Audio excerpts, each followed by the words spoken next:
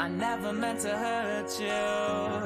I didn't really mean the words I said.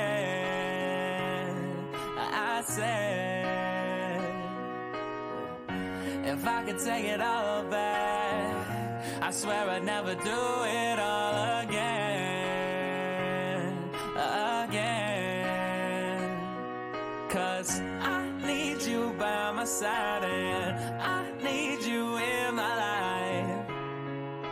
And if you hear this song, just know that I'll never find a better one. And everything was done out of love. So even when I'm gone, you're always in my heart.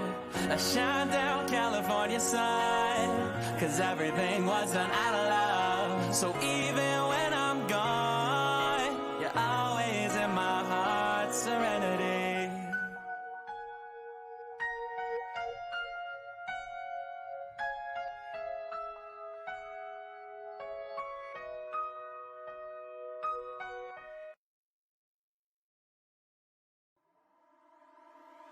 Look into my eyes and don't be shy. Feel the music in your blood tonight.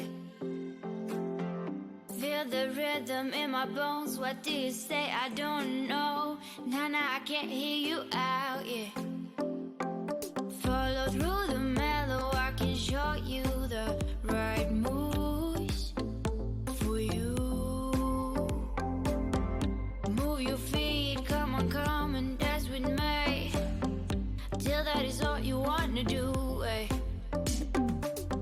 When everyone has gone and we are on our own, till then I follow roads that never take me home. But if you find me there, oh, I'll show you where there ain't no lies. Oh, just look in my blue eyes.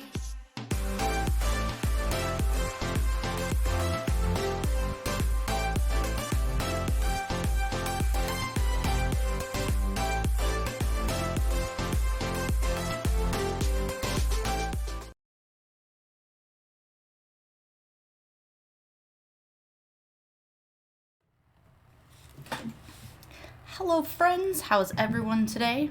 I got an age warning, that's weird. I mean, I did put for mature audiences because of, I don't know, sometimes my subject matter is not always great for kids to watch, so. But I figured that would be in there in the beginning because that's like how I set up my Twitch. That's weird that it didn't work that way before. This room is so echoey. Yeah. I just went a little, yeah, so I got Tons of Mice's box yesterday, and I have my lovely clown girl over here somewhere.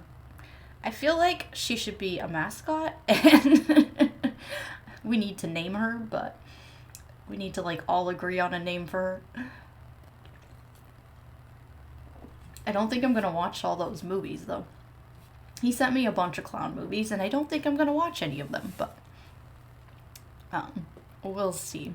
I'll definitely watch the Halloween movies, though, because I like those, but...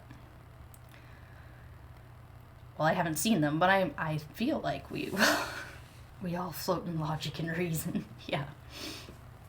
Sorry if it's really echoey. If you weren't here yesterday, I moved my... like recording stuff because I had an extra room in my house and my recording stuff was all in like the corner of my bedroom, so I wanted more room in my bedroom. Hi Omega, I'm gonna watch your video today that you sent me. Anyways, I moved it all out of the corner of my bedroom and I moved it into the empty room, but now because I have an empty room it's really echoey, so I gotta figure all that out. But yeah. So that's, if it's too echoey, I'm sorry. I will fix it eventually when I fill the room with more things, but... Yes, we're gonna watch your video from Bob Larson, the exorcism you were at, so that'll be fun. And I have Tons of Mice's doll as our mascot now. We need to name her, but we can all decide on a name later, I guess. I'm clearing trees in Minecraft. Nice. I can never play Minecraft. It makes me dizzy. It really sucks. It's like, when I play Mario Galaxy, it's the same way. Like, I love playing Mario Galaxy, but I get so dizzy because it's just, like, so much movement. I think I played Minecraft one time with my kids, and I was just like, I can't do this anymore. My head is, like, spinning. It really sucks that there's, like, games like that where it makes my head spin, because it's like, I love playing video games. And all my kids are like, you should play Minecraft, like, all the time. It's really fun. And I'm like, I can't, because I get, like, it's like getting seasick just from watching them play it. Yeah, I don't know how they do that. And I don't know how they watch other YouTubers play it, because, like, just playing it makes me sick, but watching other people makes me even sicker, because it's like I'm just watching instead of, like, focusing on playing. So it's weird, but I guess everybody's got their thing. I don't know, because I wasn't like that when I was a kid either. Like, video games never made me sick, so maybe it's just from getting older. Maybe the older I get, the more seasick I get. Or video game sick. I don't know. It's a weird thing to have. And it's funny, too, because, like, I always talked about how now that they're getting older, like, I want to go to, like, amusement parks and stuff, and now I'm, like, worried that if I go on, like, roller coasters and stuff, I'm gonna get sick, because I haven't been on a roller coaster since I was, like, in high school, so part of me's like, great, have I, like, gotten old enough now that I'm gonna, like, get sick on these rides and stuff, I'm not gonna be able to, like, enjoy them. You need your sea legas.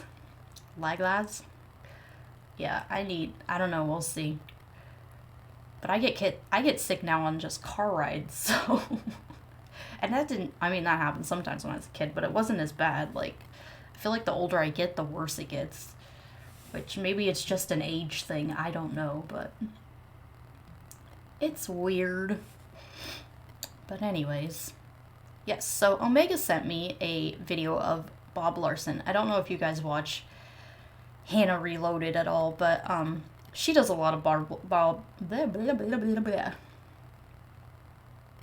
A change of view may help with some games. Yeah, that's true too. That's what a lot of people tell me to do, is just, like, change the view and see if that helps. I might have to try that in the future and see. What was I saying? Oh, Hannah Reloaded does a lot of, like, Bob Larson stuff, and he's a so-called exorcist, and he goes around and, like, exorcises demons out of people, supposedly. But Omega sent me a video of one of his exorcisms that he said he was actually there for, so we're gonna watch that today and just look at it. If you guys haven't seen Bob Larson, he's insane. Like, the things he says just don't make any sense, and it's kind of obvious to, like, the outside world that what he's talking about, like, he has no idea what he's talking about, but I kind of want him to exorcise me and I'll just ham it up. Yeah. I often wonder, like, how many people, like, actually pay to come and be exorcised versus, like, how many people he sets up as, like, actors to do it. Because some of those people really play it up, and I don't know if they're just playing it up for, like, the audience, or if they're, like, acting to play it up, or, I mean, I'm sure there are people who pay him. I mean, that's kind of his thing.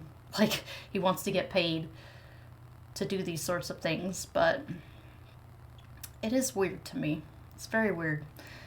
And some of the people I'm like, if they paid to do this, like, they're acting. I don't know. I just couldn't act that way in front of a bunch of people, but it's just a weird concept in my mind, but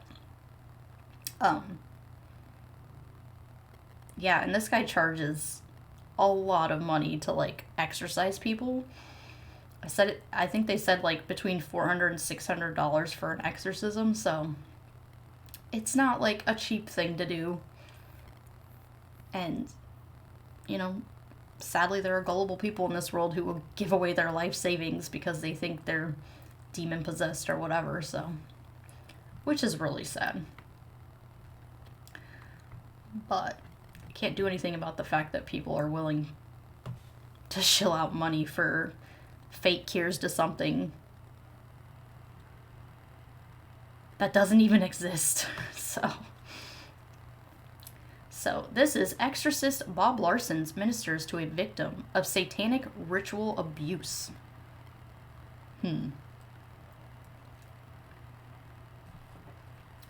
That's the thing that gets me too. The whole satanic ritual thing is growing up, I was always told on Halloween people would sacrifice babies to Satan and stuff for children.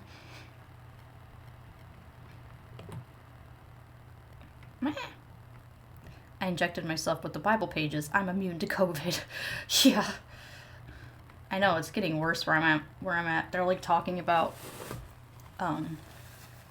shutting down the schools again, and I'm just no, I just got a job.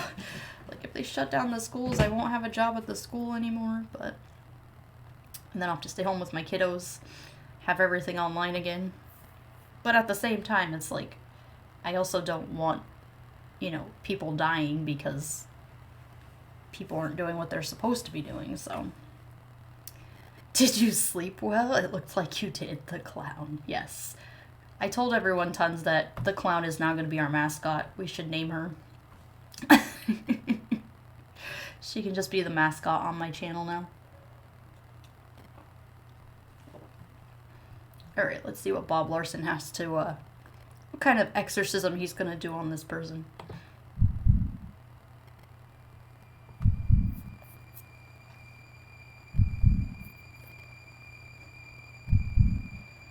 Dramatic effect.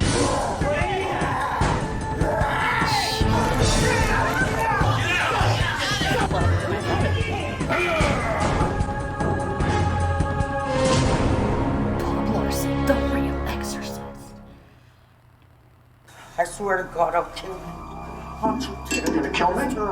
Don't you dare touch her. Physically harm her. She's Expose her to mine. multiple attacks from demons. So that's going really fast. Yeah, he calls a lot of...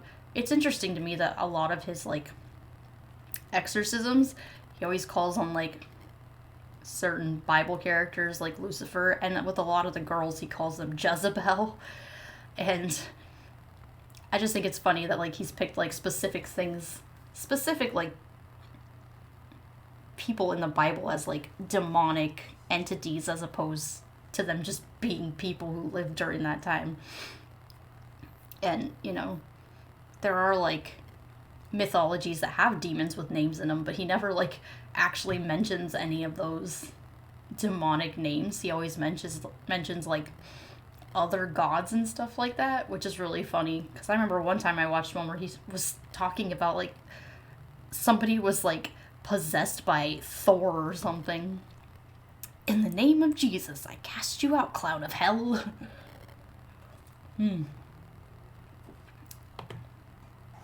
Go down. I want Brigitte. Go down. She's mine. I told you to go down. I swear to God, I'll kill you. Go down. Get out of the way. Brigitte. Come back. Brigitte, come back. I want Brigitte. Brigitte, come back. Come back. Okay, she's okay now. You tell me what your mother's first name was. Bernice. Bernice? Yes. Look at me and say, I belong to Jesus. I belong to Jesus. God is in control. God is in control. Say, I cut the soul tie I cut the soul tie with my mother. with my mother. And with her spirit of Jezebel. In-person encounter, 50 minutes is $695. Virtual encounter for 50 minutes is $395. Learn about Jezebel's tactics and tricks. Order Bob's book. Yeah, it's just funny to me that all the girls are just Jezebel. Like, okay. Like, Jezebel was a person. She wasn't a demon. This is the only smart portion of the whole thing. Oh, goodness. It's about to go down, huh? The spirit of Jezebel. I want Bernice to look at me. Look at me, Bernice. Look at me, Bernice. Bernice, look at me. No, I want Bernice. I'm going to help you, Bernice. Bernice, you're evil. Demons are Bernice, you dedicated your daughter to Satan. You gave her to the devil. But God still loves you. I'll give her again. I'll give her. You would give her again? I'll give her. I'll give her. Let these guys off me. See, this is what I don't understand. Like, if she's paying for this, it's so weird that she's, like, playing it up so much for the audience. I don't remember if it's in the video, but she said her toe was cut off and used as a sacrifice by her parents. Oh my god. Okay. Why would Satan want a toe? That doesn't... It goes along with my whole story about the missionary who came to our church and said that, I don't know if it was him or someone else that he knew whose toes got slashed off in the middle of the night. And they said it was a demonic presence. What's up with demons and toes? Demons got some sort of a toe fetish going on. They want your toes. Bernice, God can forgive you for what you did. God can forgive you for the evil of dedicating your... This is his seminar. He does 1 or 2 exorcisms for free. See, and that's what makes me think that, like at the seminars and stuff, it's not people paying, it's actors to make it seem like he actually is an exorcist. So he can sell his books or sell his, seminars or sell people on getting rid of the demons that they supposedly have in their souls when there's no demons at all. It's just all, made up BS to make him more money, in my opinion. I'm not gonna get sued by Bob Larson. Your daughter. She's dead now. She may be dead, but before she left, you bonded with her and part of her soul got inside your head and is trying to control you. You're freaking me out. I know. But just try, just take a couple of deep breaths and relax. Because of her evil, she dissociated or disconnected parts of her consciousness. You've done the same. All right? The soul is an aspect of consciousness in the mind. And part of that can be passed on genetically, generation to generation. This is one of my books. It's called... It's so weird, like, when they talk about, like, souls and how they can be, like... See, that doesn't make any sense to me, because even as a Christian, like, your soul was your soul. It couldn't get intertwined with, like, other people's souls. So I don't know where he's getting the whole idea that you can, like, intertwine souls and, like, have the... I don't know, that was a weird thing to say. And I guess, like, you think about the whole idea that, like, sin is supposedly passed down from generation to generation. That's a whole different concept than, like, your soul getting intertwined with another person's soul, because that's not anything I learned growing up in Christianity. It's so weird. Learn about the soul ties and the science of epigenetics. Get Bob's book. This whole thing is just like an infomercial for all the books that he writes about demon possession. Christian, show me on the dolly where science hurt you. All in their mind. They can't help the fact that so many people can actually think for themselves and actually can, like, find truth on their own, as opposed to looking for God and looking to God and looking for the answers instead of, just basically giving everything to God. Like, there are people that can actually live their own lives and can actually take care of themselves, and they don't have to rely on some type of God to, like, get them through their life. Dealing with demons. There's a chapter in here on something called epigenetics, which is a neuroscience. On neuroscience. It backs up everything I'm saying. The trauma, experiences, emotions, Sounds like pseudoscience to me that he's trying to sell as real science. psychological components of identity get passed on generationally. Now, that's not me talking. That's science talking. But spiritually, it's even more powerful. The first thing that happened was demonic. The second thing what happened was Bernice. We could begin to get you free if we can resolve Bernice. Okay? Say, I Brigitte. I Brigitte. Say, I will not allow her. I will not allow her Any longer. Any longer. To be in my soul. To be in my soul. To be in my mind. To be in my mind. And keep me in bondage. And keep me in bondage. With her evil spirits. From what I've read, it appears to be their subconscious acting out and slowing them to feel better about what they've done. It's the demon's fault. Yeah, I feel like that's the problem with Christianity is like, there's always a cop-out, because you can cop out, oh my bondage, you can cop out and say it's demons, or you can cop out and say it was all in God's will, and either way, it works in their favor, because then they don't have to have any responsibility or any accountability for anything in their own lives. Because it's like, oh, if I've done something bad, I can just give it to God. And, oh, if there's things that I'm doing that are wrong that I don't think I should be doing, or, whatever.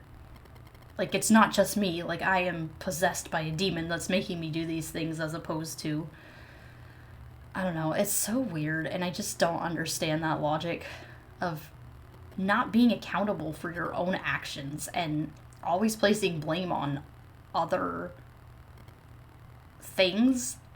And in this case, when it comes to religion, it's like always entities. They can blame it on God, or they can blame it on Satan or demons, and they don't have to put anything on themselves, which is totally not healthy for anybody, because instead of dealing with your problems, you're just trying to get rid of them. It's that whole scapegoat idea like they had in biblical times, where it's like you put all the sin on the scapegoat and you make it run out into the wilderness. Like, it's the same idea in Christianity, where you don't have to be held accountable for anything that you do. You can just put it on something else and never deal with it, which can make life way more difficult for people. I read one of his books, and not a single example was of an atheist being possessed. Yeah, that really makes you think, too. Like, why is it always the religious people who get possessed? Why is it never, like, the people who are supposedly on Satan's side? Like, we're doing Satan's work by telling people the Bible isn't true, and, actually going out and researching and looking into things. Like, we're on Satan's side, so why wouldn't Satan use us, I mean, that would be the greatest way to show anybody that, like, God exists. And that's the one thing I always thought, is like, if Satan wanted people to know that God existed, it'd be real easy for him to just allow demons into people, regardless of their religion or their faith or anything else. But then you get that whole idea in the Christian church where, like, oh no, Satan doesn't want people to know who God is. So he's trying to hide it. And it's like, if Satan's trying to hide God, then why in the world are there demons roaming around on the planet? Like, if he 100% wanted people not to believe in him or God, the best way to do that is to just not do anything. Like, just let humanity run its course, because if we don't have any evidence for supernatural things, and we don't have any evidence for, demons and Satan and all that, then of course people aren't going to believe it, and then they're not going to believe in God, and then they're way more likely to be lost. So the whole idea that, like,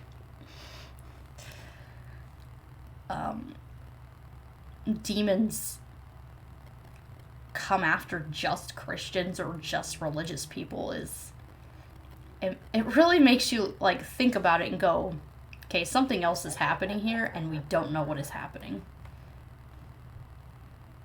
Oh, I got the clown sticker again. been clowned. Ha ha ha. If Satan can hide God, how powerless is God? Exactly. He's super powerless. It's so weird, too, because, like, Christians will say, like, Satan can't do anything outside of God's will. And, like, Satan has to, like, ask permission to allow demons to, like, go into people and stuff. But the whole thing just doesn't make sense. Like, Satan could definitely hide and not allow demons to roam the planet and possess people. When, I mean, if he's really trying to destroy the church and destroy everything God has created, supposedly, like, that'd be the easiest way to do it. Just pretend like nothing exists. I've been clowned. That should go viral. Yep. I've been clowned. With your evil spirits. No, just look at me. By God's grace, By God's grace, I forgive my mother. I forgive.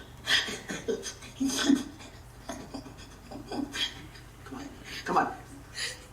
Brigitte. Brigitte who knows Jesus.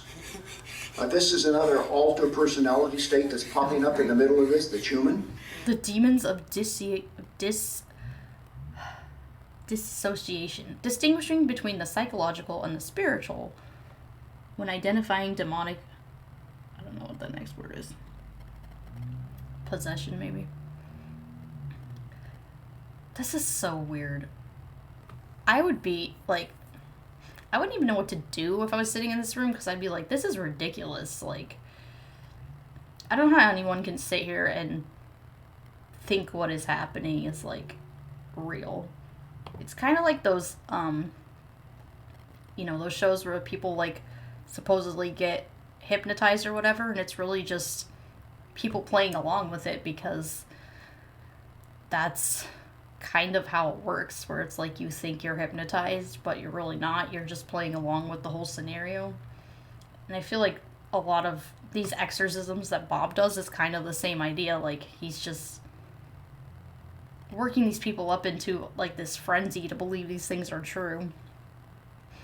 But there's nothing to back it up, and there's nothing that shows it's true. It's just... it's all, like, theater to put on a show to sell his stuff. And it's scary, too, because I've seen other ones where he, like... I mean, he preys on vulnerable people, and... I've been clowned, clipped by tons of mice. Nice. He always has an explanation for any event. His explanations are not always consistent. Yeah. But it's scary, the way that he preys on vulnerable people, too, because I watched one of Hannah's the other day where she watched one of Bob Larson's things, and, like, he was taking advantage of a woman whose, like, kid had been murdered. Like, and it's just... it's so sad, because if she was not an actress and she was really, like, paying money to, like, figure out why he was killed, like, it's disgusting that he would use that type of stuff to just make money, and it's really sad. And it just gives that person, like, a false hope about things that, you know, gives them false closure, and it's gross. It plays in on superstitions that people hold. Better education be one way to move away from it. Yeah. Unfortunately, it sucks that, at least in America, the education system is not super great in a lot of places. I feel like my kids are lucky because I feel like the public schools here are doing their best and, you know, trying to teach kids the things that they need to learn about life. But I look at other places that have education, and I'm just like Texas and stuff. I couldn't even imagine putting my kids in school down there, because I just hear about all the stuff they teach and how it's just, it doesn't line up with reality, and it's almost like public schools are private schools down there, and kids don't get the education that they need, and they don't get the critical thinking skills they need in order to be, you know, healthy adults. They end up, you know, they end up falling prey to people like this because the con artists are out there and they know people will fall for these things and will give them their money. And I think that's one of the biggest things that frustrates me with religion is, like, the con people know how to do it and they know how to use it against other people.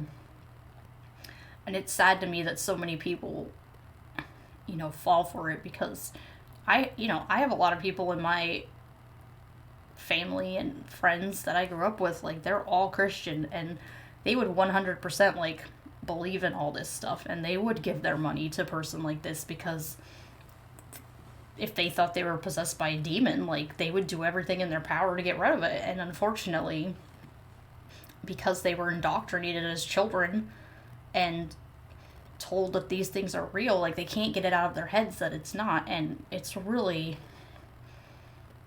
a scary thing.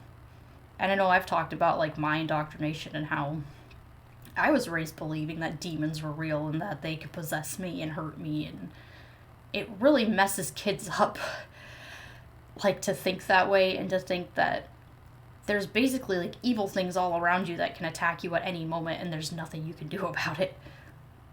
Because it's all in, like, God's plan, and if God says, yep, like, go possess that kid so that their parents can learn a lesson, like, it's just so wrong on so many levels, and, I just don't know. Those of you who watch me on YouTube, follow this ministry, know what I'm talking about. Yeah, I do have DID. You do have DID. You know that. Okay, well, I'll rest my case. Now look at me. Come on. You said you were raised Catholic, right? Yes. Did your mother pretend to be Catholic? Oh, Pretend? Well, she was a Satanist. yes, they... Okay. Yeah, we did. Okay, now, just let me do my thing. In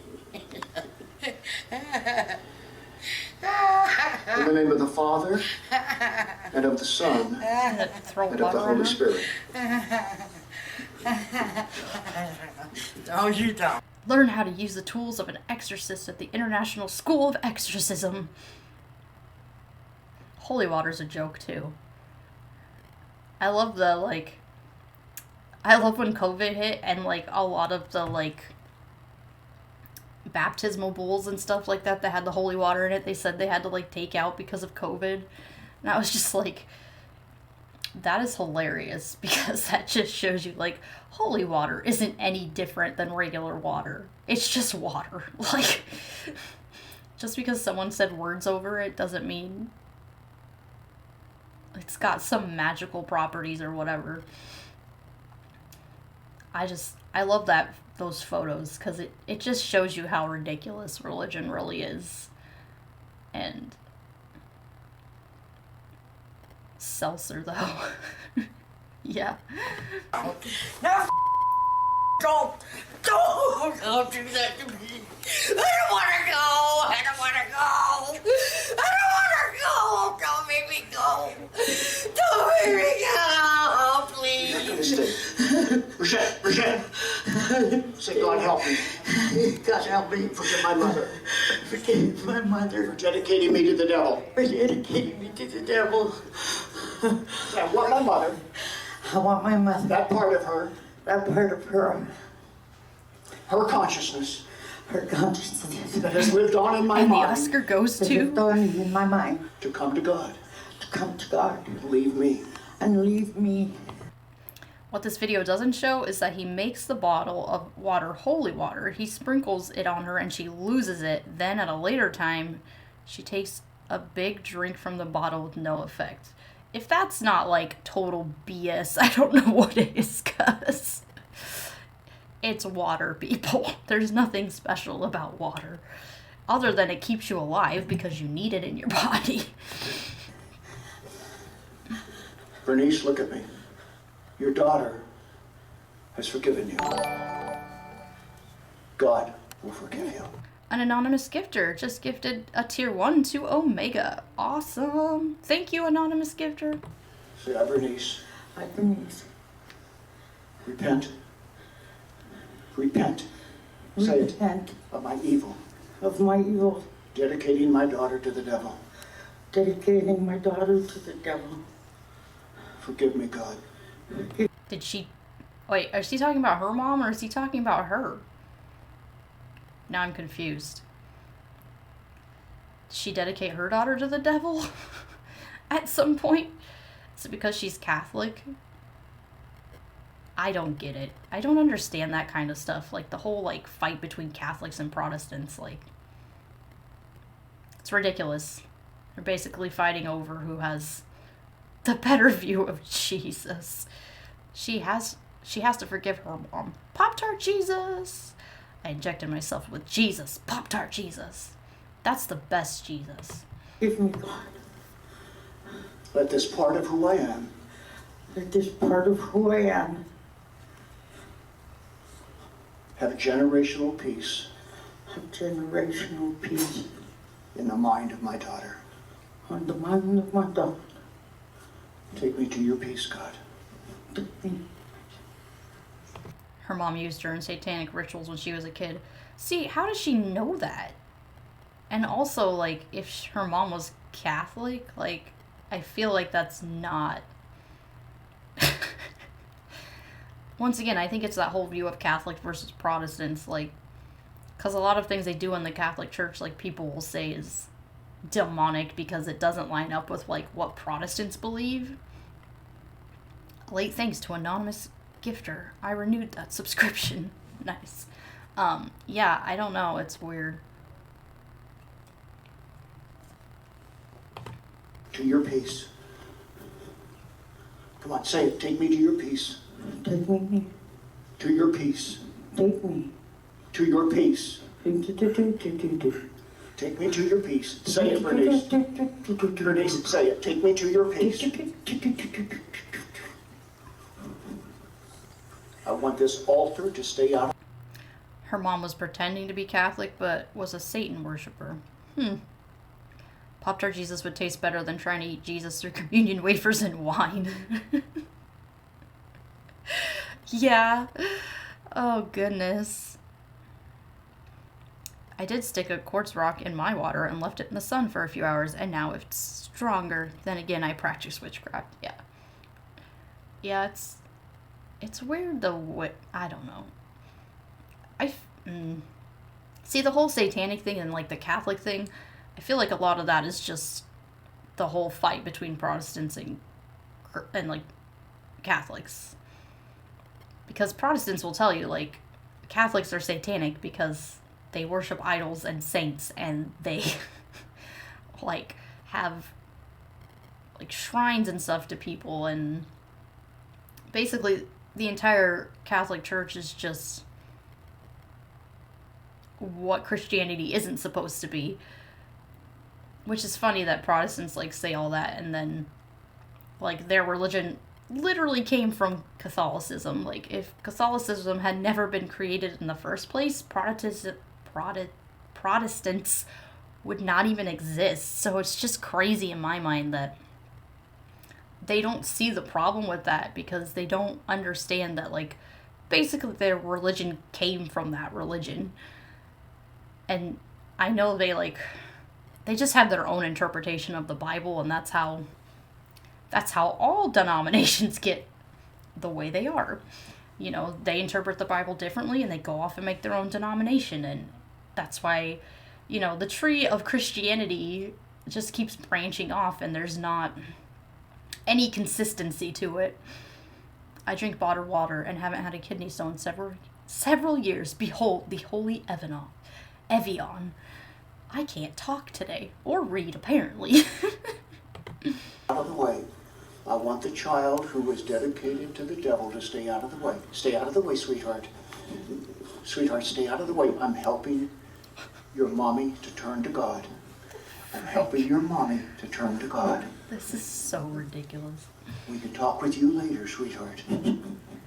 Bernice, say, take me to your peace, God. Take me to your peace. Take me to your peace. I go now. I go now. Go, Bernice. Go. Go to the peace of God. I have to go.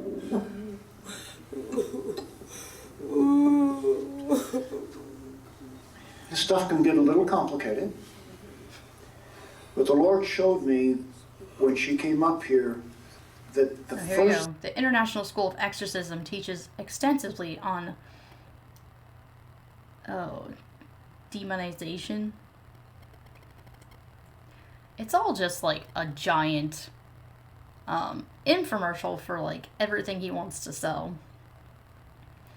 Which then makes you question like the people involved in this whole thing, because you have to wonder if they really are people who want this to happen or if they are actors or...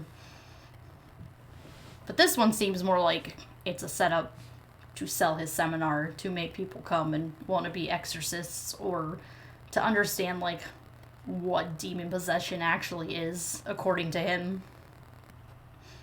I do have to wonder like what his background actually is and how he got into this, because maybe I'll have to look into him a little bit more and like figure all that out.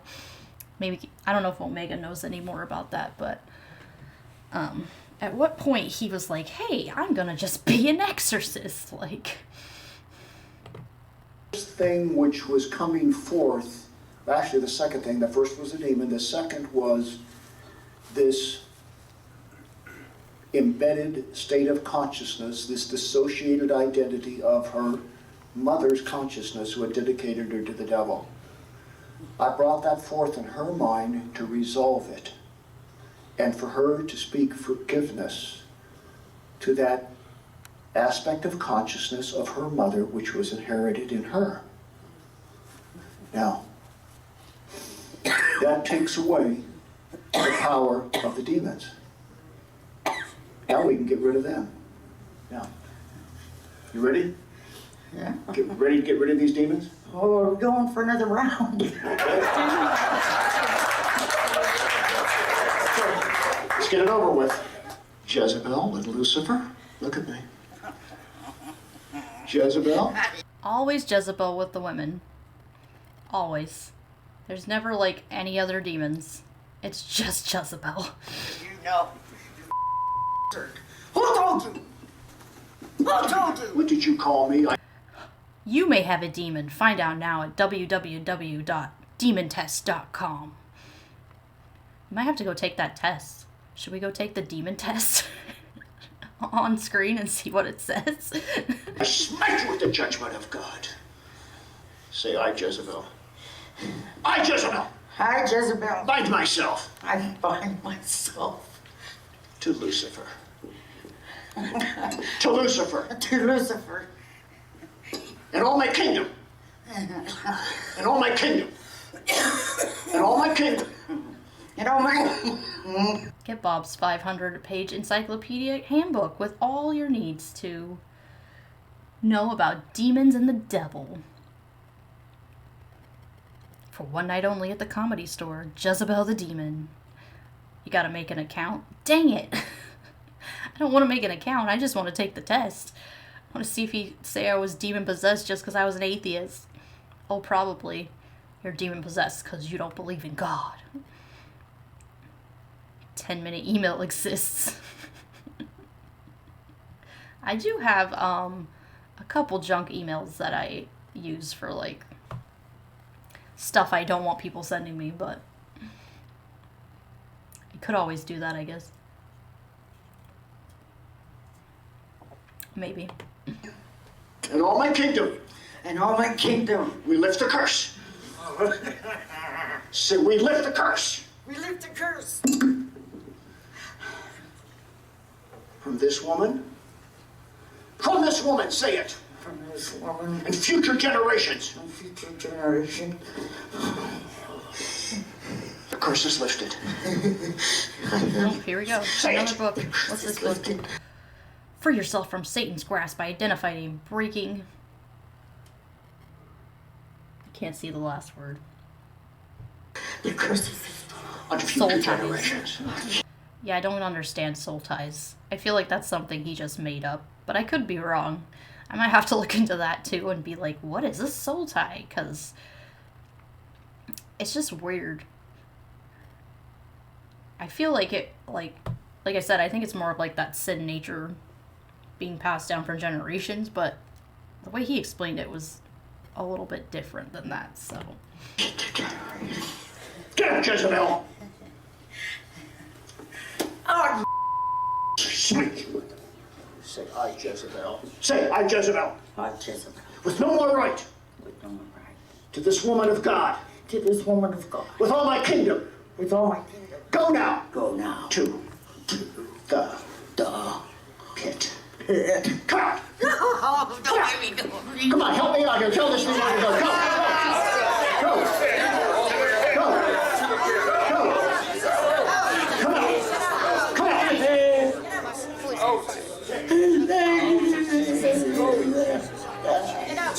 on. Do the souls leak out of your regular trash bags? Get new hefty bags with soul ties. Go. Now! Go now! In Jesus' name! Out!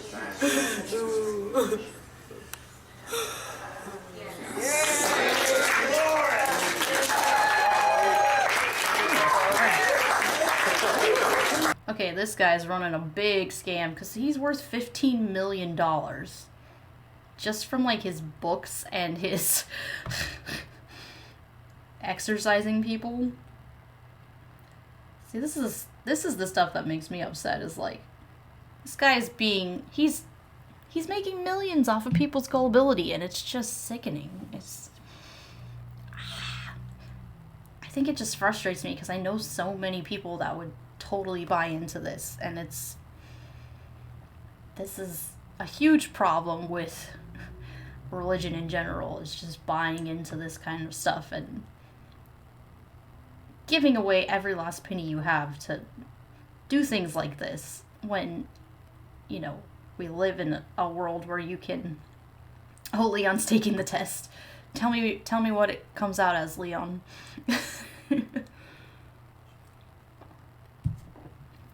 I'm sure they'll say you have demons because you do witchcraft.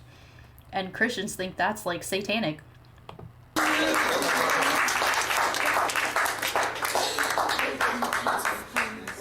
What did the Lord do for you tonight? He delivered me from something because I have a peaceful mind. I had no idea I could have had Jezebel. That I had the personality of my mother. I'm really grateful. I'm thankful. I'm gonna go and praise the Lord. So we're gonna come back like, you know, 4 or 5 months later and see how her life really is. Because I feel that's like how a lot of the like healing things are too, where they'll go to those healing things and they'll be so high from like the music and, you know, all the things happening in the room, and, you know, they say that they can walk out of their wheelchairs or whatever, but then you go and see them like 4 or 5 months later and they still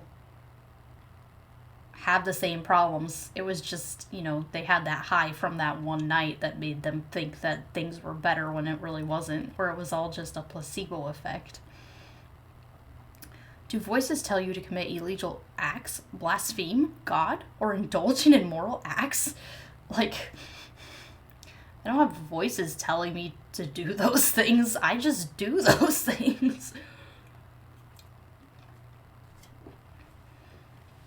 And that's the problem with Christianity too. Like, if you're hearing voices, people always claim they hear the voice of God, but it's like, how do you know the difference between the voice of God or the voice of Satan? I mean, couldn't Satan just say he was God and tell you to do things, and then you're like, oh, okay, well, I guess God wants me to do this thing, and then you do it, and it was wrong? Like, are you a naughty Zelda? Oh, yeah. Oh, here we go. This test is not intended to be a comprehensive analysis of all factors influencing the spiritual and psychological causes leading to demonic possession, oppression.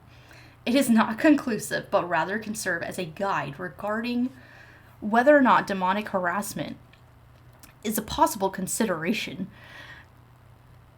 In cases of emotional and spiritual debilitation. Those who are evaluated by moderate or high risk should seek therapeutic and theological counseling. The test results are not considered to be scientific. I'm sure his lawyers made him put that in there so that, like, he wouldn't get sued.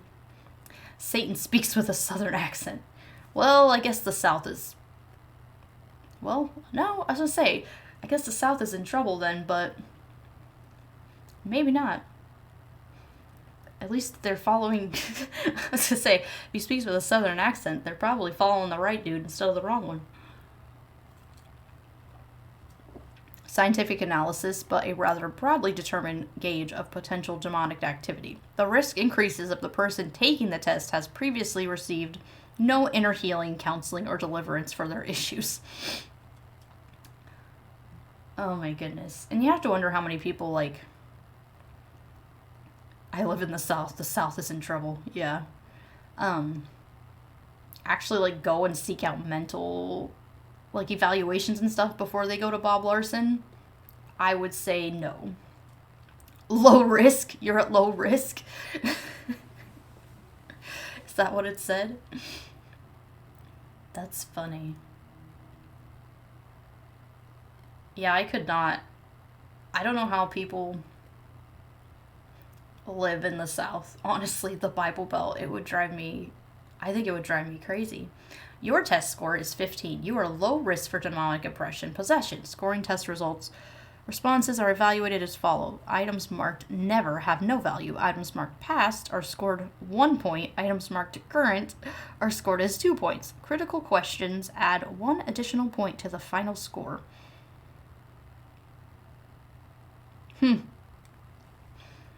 That's interesting that you're at low risk. They must not ask very many, like, super deep questions then. Should I tell him what he wants to hear?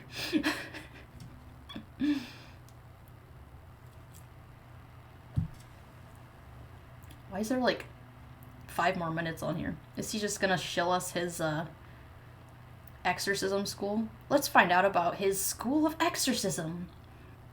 They may seek Christian counseling first. Ugh. Christian counseling is a nightmare. Go watch Shannon Q. She'll tell you all about Christian counseling. Don't do it. I invite you to enroll today at our International School of Exorcism, an online Bible college of spiritual warfare. It's all right there on your iPhone, your Android, your computer, or your iPad. 24/7 you can study at your own pace. You'll learn about 24/7. Study to be an exorcist. the history of exorcism, healing, deliverance, and spiritual warfare in the Bible and church history. You'll also learn the practice.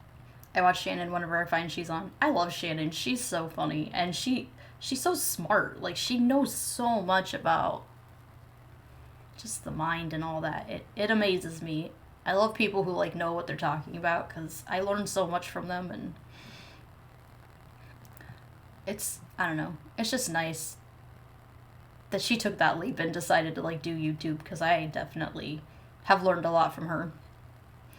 My Android is possessed by a demon called Google. Oh no, don't summon the Google demon. Practical aspects of breaking curses, pulling down spiritual strongholds, and removing the legal rights of Satan. Once you've completed and received a certificate... Did he say legal rights? I didn't even realize that Satan had legal rights. Like, that's not something I was taught growing up. I mean, if Satan has legal rights, does that mean he can, like, sue you for trying to, like, make him look bad? Defamation? Is that what it is? Satan can sue you for defamation. Because you're trying to get rid of him when all he's doing is the job that he was supposedly meant to do. Then can join with me personally and be mentored side by side with me in my seminars across America. Defamation. There's There no we go. better time than now to learn how to set yourself, your friends, and family free from the bondage of Satan by enrolling in the International School of Exorcism. In our new book, Set Your Family here we Free, go. Laura and I share what Satan we've learned versus in Bob 25 Larson. years of marriage and ministry. We teach you how to speak spiritual blessings over your family. Pay-per-view event only. Satan versus Bob Larson in the ring. Who would win? I'm just thinking about the Satan from the commercials, like oh, what are those commercials? I don't know. There's some commercials out there that has like Ryan Reynolds as Satan now.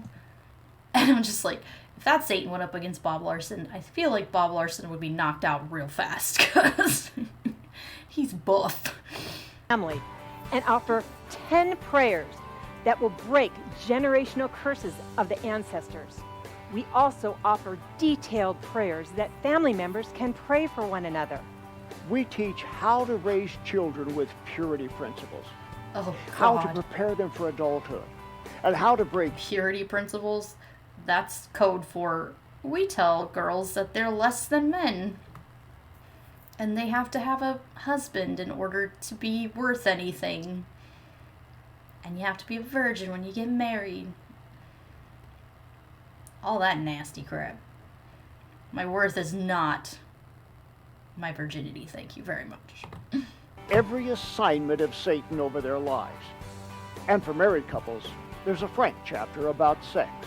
We give you the principles Just throws of that in at the spiritual end. warfare. We're going to tell you all about having an awesome family, and then we're just going to throw in the sex at the end. Like, To fight for your family and to be victorious over the powers of darkness. This is the book that will set your family free. How do you know if your problems are the result of bad life choices or we don't want to learn about sex from you, dude. I bet you're still a virgin. I don't know. Was that his wife with him? I'm starting to think that might have been his wife. Or maybe it's just his partner in his, like, business. Exorcism business.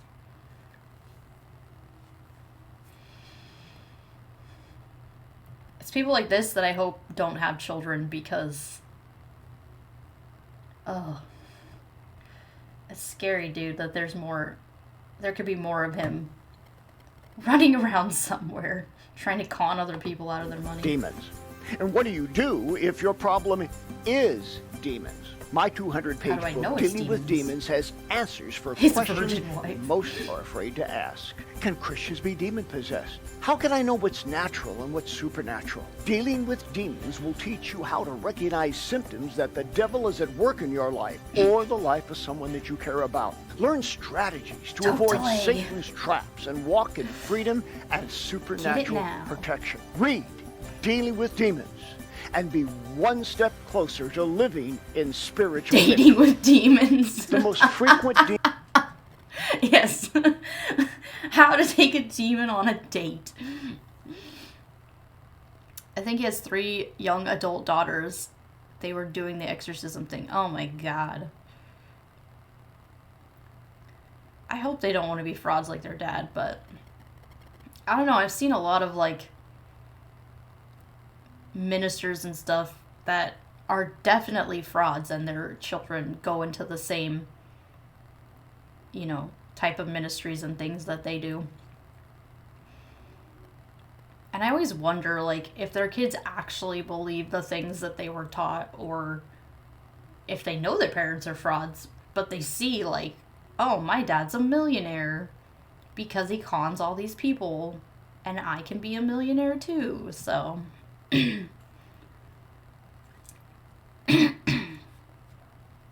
Christians need to be humbled by a woman more often. Oh yeah. Christian men need to, like, calm down on the whole, like, we hate women and feminism and all this stuff, because it's getting to the point now where it's just ridiculous that they even still try to push that whole agenda that women are property in an era where that is not the case at all, and they shouldn't be treated like property. How long have you been demoning? Asked Jezebel on the first date. That's so funny. Maybe that's how, like, the Nephilim came to be. All that demon dating, because they were coming down. I guess those were supposedly angels, though. Well, they were fallen angels, though, so... I mean, fallen angels are demons. So they were dating. Demons were coming down and dating the women on Earth and then getting them pregnant. Didn't have birth control back then. That was the problem.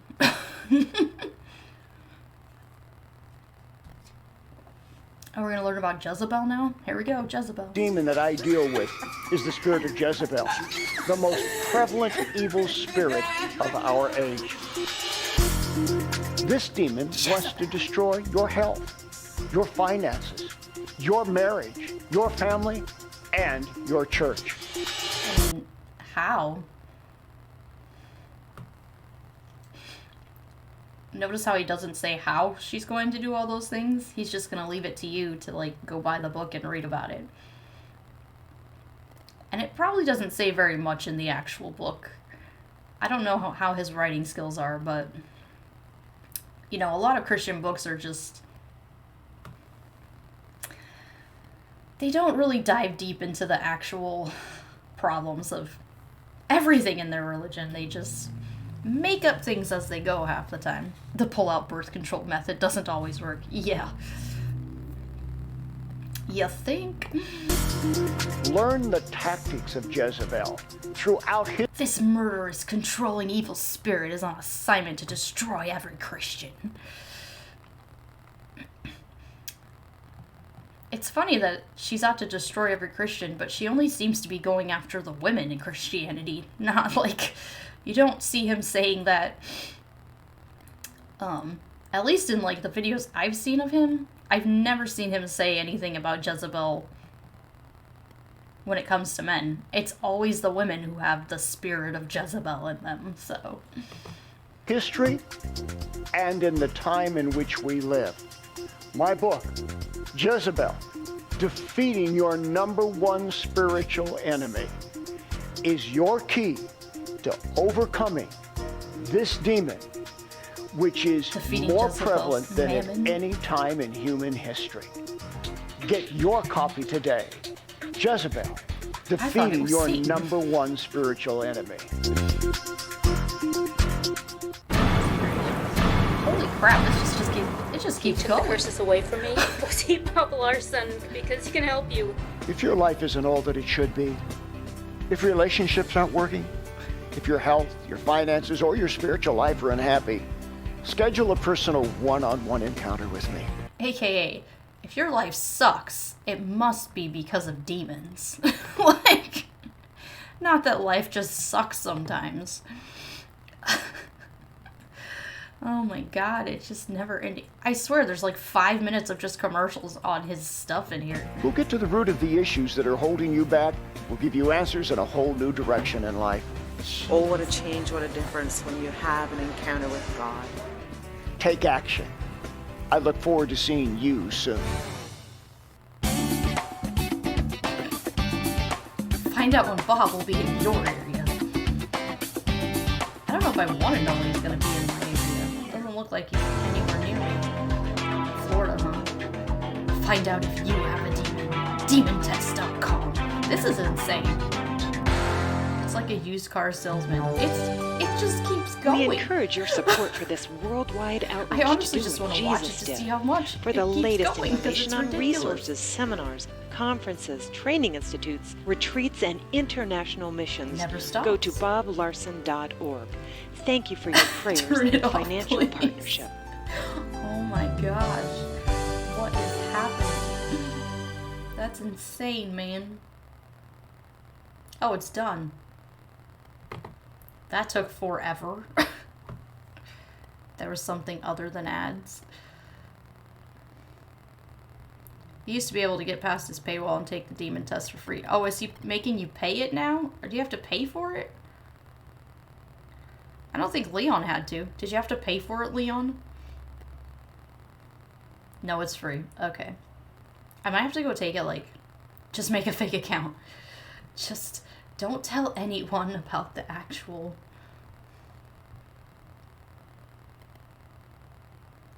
It's always pay as far as I know. It's free now. Oh.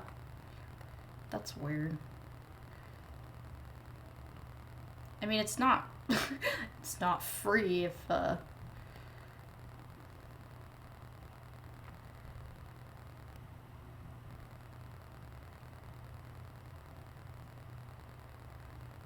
just want to read the comments and be like, what? Oh, here we go.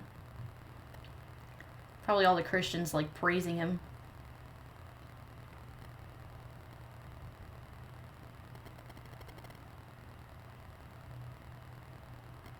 She looks younger, praise God.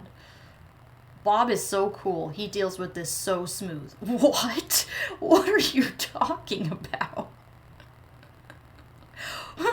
Want me to go in there and throw some sense? Oh, they'll probably just attack you.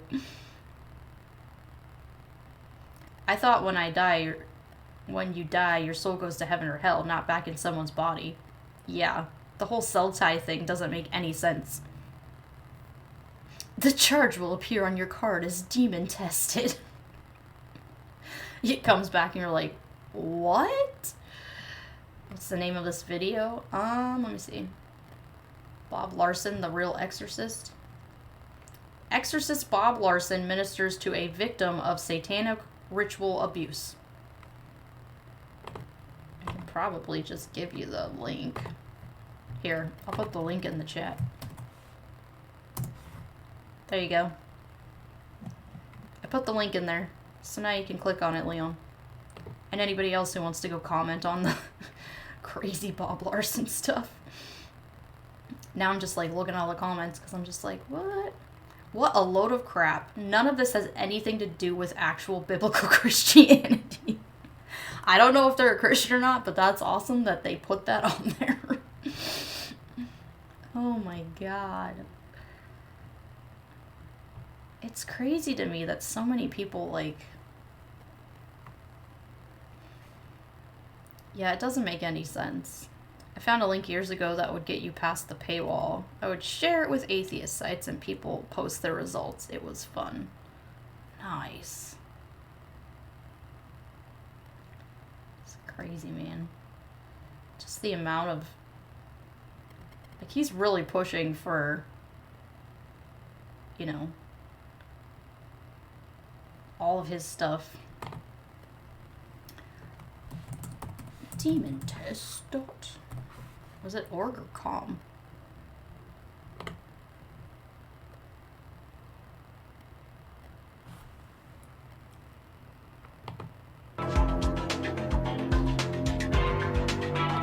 .com. Demontest.com.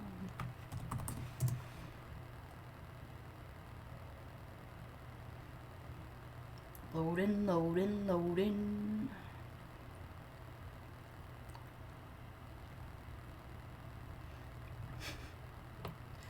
"21 demon test questions.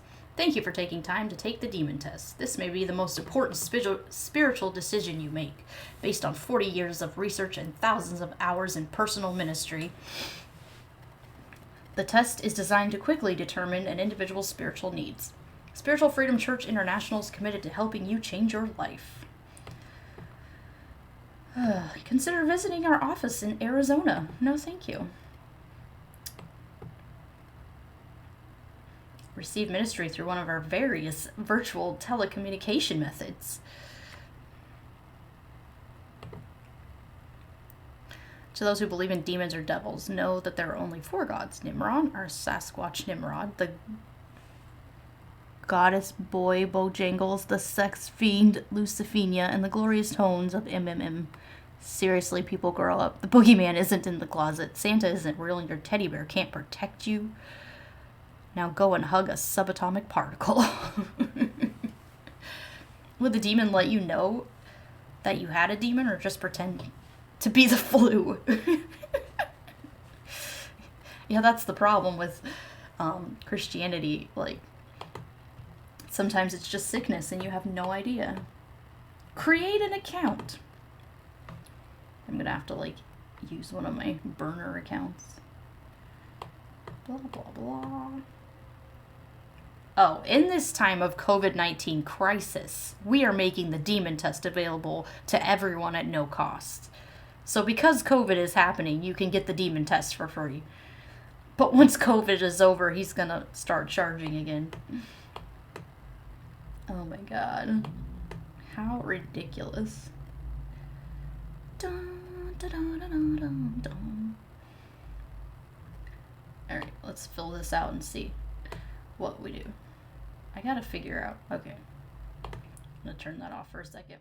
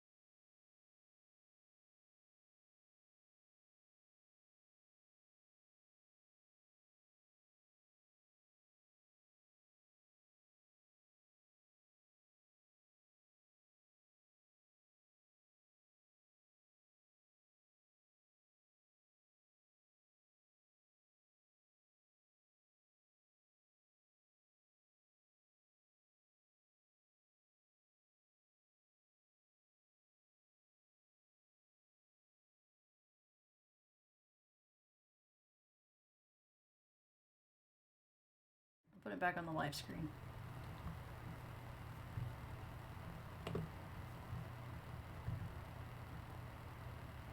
Demon questions. Alright, here we go.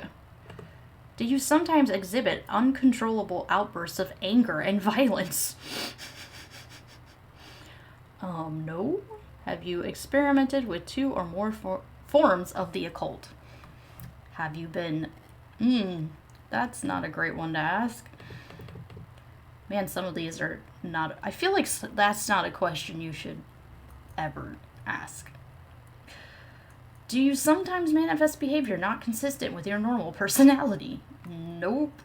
Do you abuse alcohol and drugs? Nope. Do you commit immoral or illegal acts contrary to your custom values? Nope.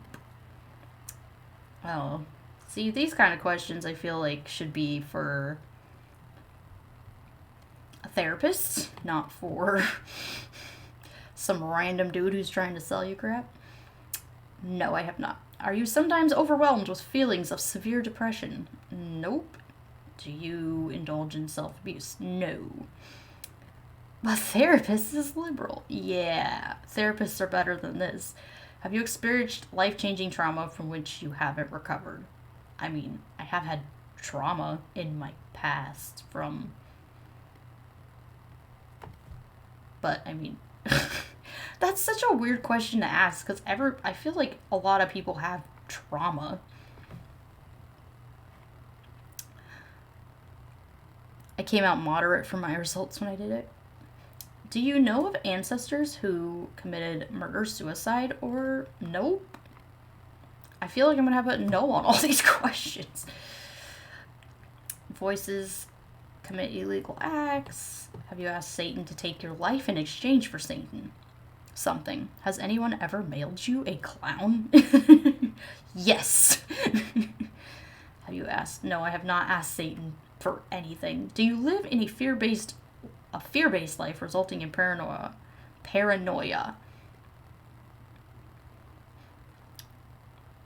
I did when I was a Christian, but I don't now. I definitely had phobias when I was a Christian. In my past. Put that one, because I did fear demons and crap when I actually believed in all those things.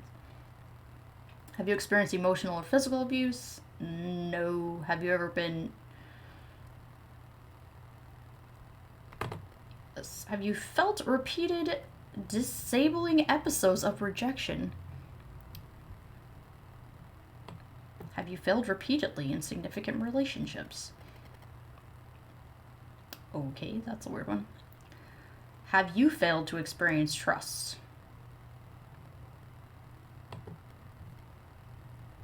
Do you constantly experience serious health and financial issues? No. Are you significantly hindered in prayer worship?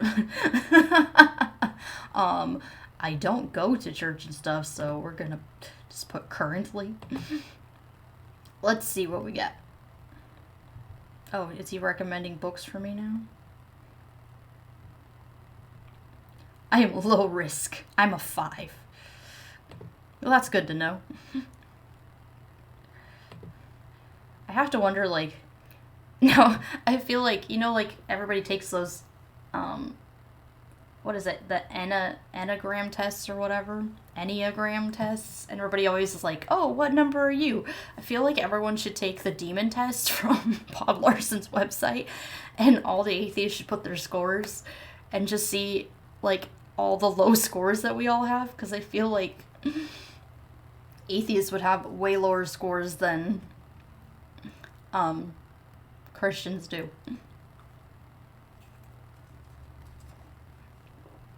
Oh, the following resources are for all test subjects. Do you have a demon? Can a Christian have a demon?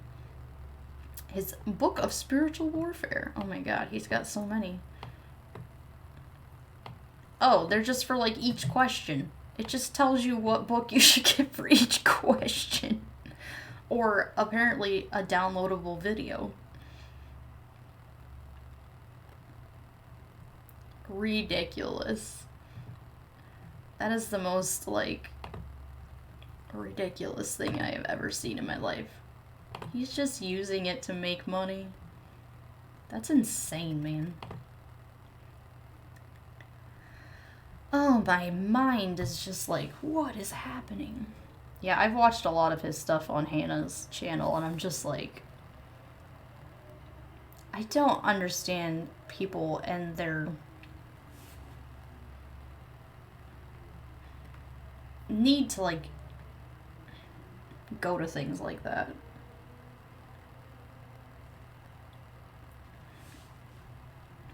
I have too many things open. Did you listen to Kiss? Hell yes. You can buy his cross. Oh my god. I mean, you can just buy a generic cross and it'll probably do the same thing. Because supposedly crosses are like... I never understood that either. Like, if Jesus was supposed to be like the savior and God and whatever, then why do people put so much power in like the cross? Because the cross wasn't like supposed to be this magical thing. it was his death. It's just because he died on a cross. I want to buy a cross, put a spell on it, and send it to Larson and see what happens. Ah!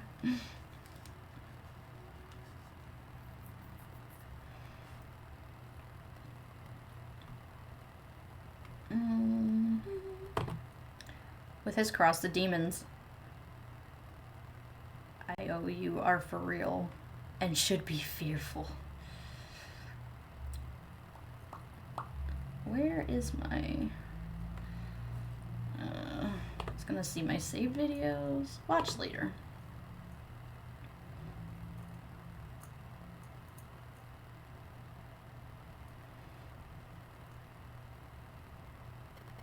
Hell testimony.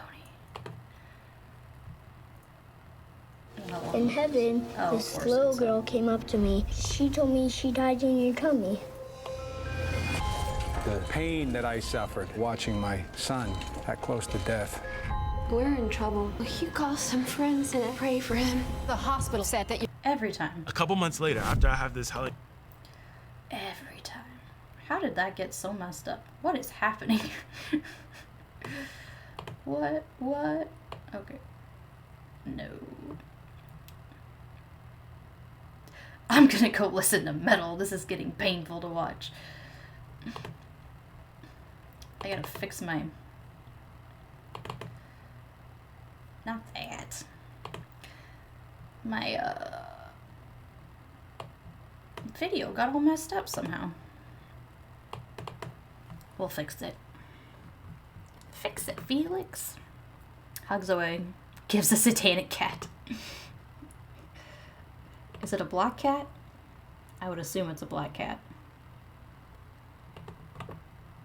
Sorry, I have to fix my video because it got like way messed up on the right side for some reason. Which I have no idea why. There we go. That's better. I think I can see most of the video now. Dun, dun, dun, dun, dun, dun, dun. There we go. Can even scoot him over a bit. Make it a little bigger. Alright. Let's try and find something else for us to watch. I don't know, after all that Bob Larson stuff, it's like, ugh. Stay, video, stay. This is a guy who went to hell, and God told him stuff. What God spoke to me in hell, what he said shocked me. Encounter, I'm sleeping, and as I'm sleeping, I have a dream again, and I'm driving my car again. This time I'm driving on a different road, and as I'm driving, Wait, he's sleeping? So this is gonna be, I went to hell while I was sleeping? I don't understand the dream things either. Like, Christians put so much emphasis on your dreams and how they are real if, like, they wrap it, blah, blah, blah, if they happen in real life. But it's like,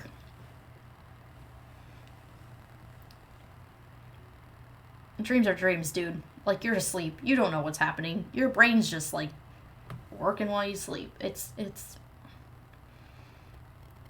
weird. If dreams had meaning, I would be a superhero. Yeah. I crashed my car. And as I crashed my car, the same thing happens again as the first encounter. My spirit leaves my body again. But this time there's no like pull, there's no like descending. I'm just, as soon as I leave my body, I'm in hell.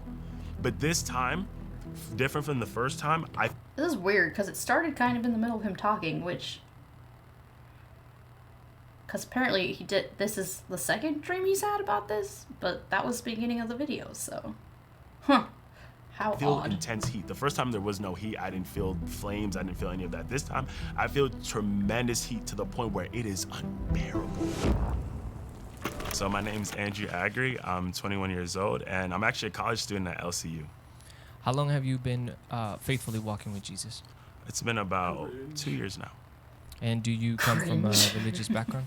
Yeah, so I actually grew up in a Pentecostal house. My mom was a woman who was just very full of the Spirit. I remember at a young age just seeing my mom praying in tongues and talking about the things of the Spirit.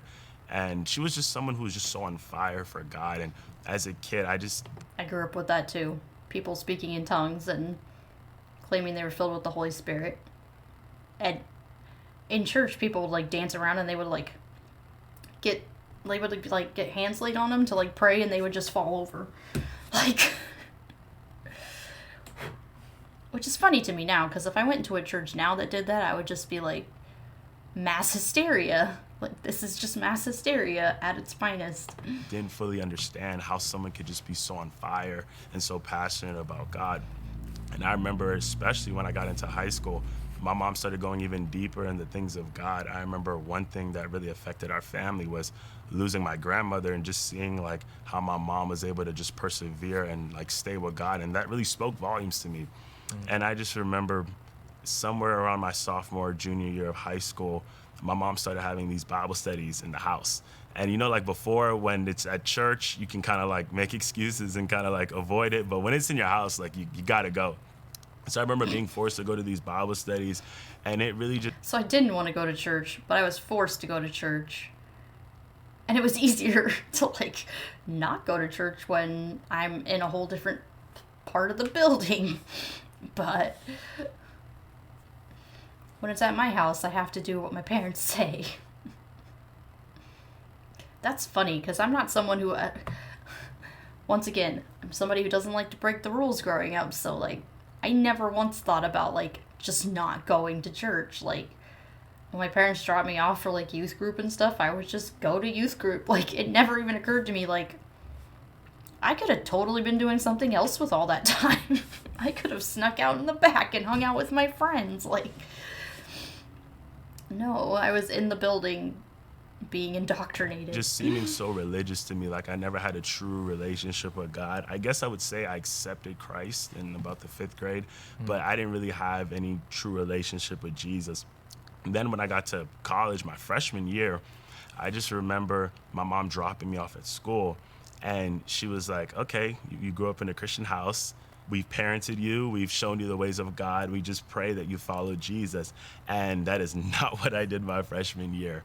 I remember when I got to college, the first group of friends I met were not necessarily the best friends you want to have. I remember getting introduced to drinking for the first time ever, going to tailgates. After that, I just started going to clubs, sneaking into clubs, getting alcohol underage. And it was just something that I was just exposed to for the first time, because when you're at home, you're kind of like under, I guess, the mothering and the fathering of your parents. But when you're in college, it's like, whoa. Like, there's just like all this stuff out there.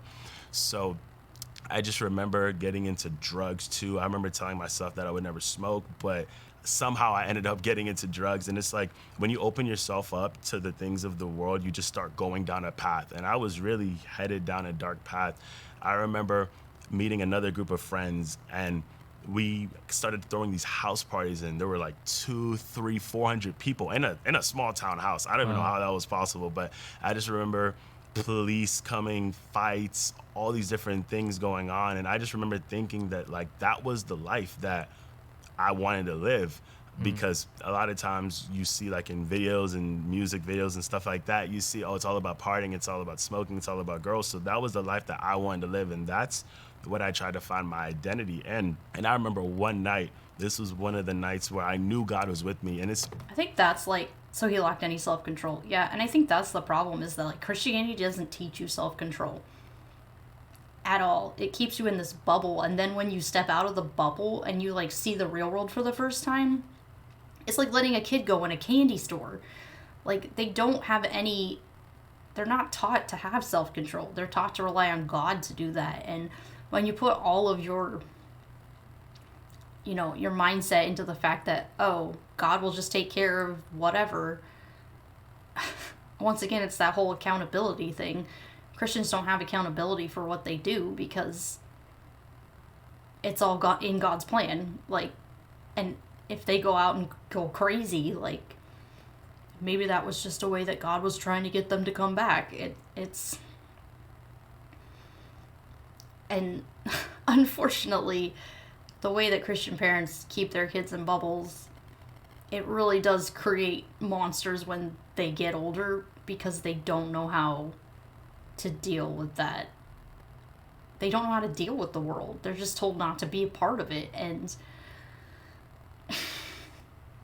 it's really sad, actually, because, you know, if they had taught their kids, like, a little more self-control, like, it's okay to, like, have a drink once in a while. It's okay to, like, go smoke some marijuana. Like, it's okay to try these things in a safe environment, but they don't teach that. They don't teach the whole, like, do these things in a safe environment, do these things where you're not going to get into trouble and there's someone who's going to be there to help you if you get in a bad situation. Instead, they just teach them, don't do it. And, you know, when you get out in the world and you have access to all these things, you go crazy. This time in hell, it's just a candy store and I don't have a mouse, so I just run around like a crazy toddler. Interesting, because even through all of this, I still knew that God was with me. And I remember one night being so blackout drunk, coming home and walking home, falling in the middle of the street, throwing up, not knowing even how I would get home. And all of a sudden, this man and woman, they just come out of nowhere and they just like pick me up, they help me, they walk me back to my dorm. And I just knew like that was a divine intervention. Like I knew that God had sent them to help me. And it was... No, you just got lucky that you got nice people that were willing to take care of you. Because there could have been, I mean, because you were blackout drunk, you could have been taken advantage of very quickly in a situation like that. But that should go to show you that there are good people in this world, and not everyone's just out for their own.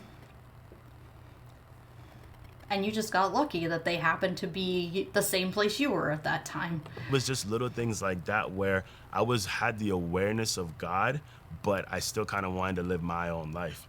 And so I remember my sophomore year, after my freshman year just being completely wasted and just drinking and parties and smoking and girls, my sophomore year started to get worse and worse and worse. Like I started going to more parties.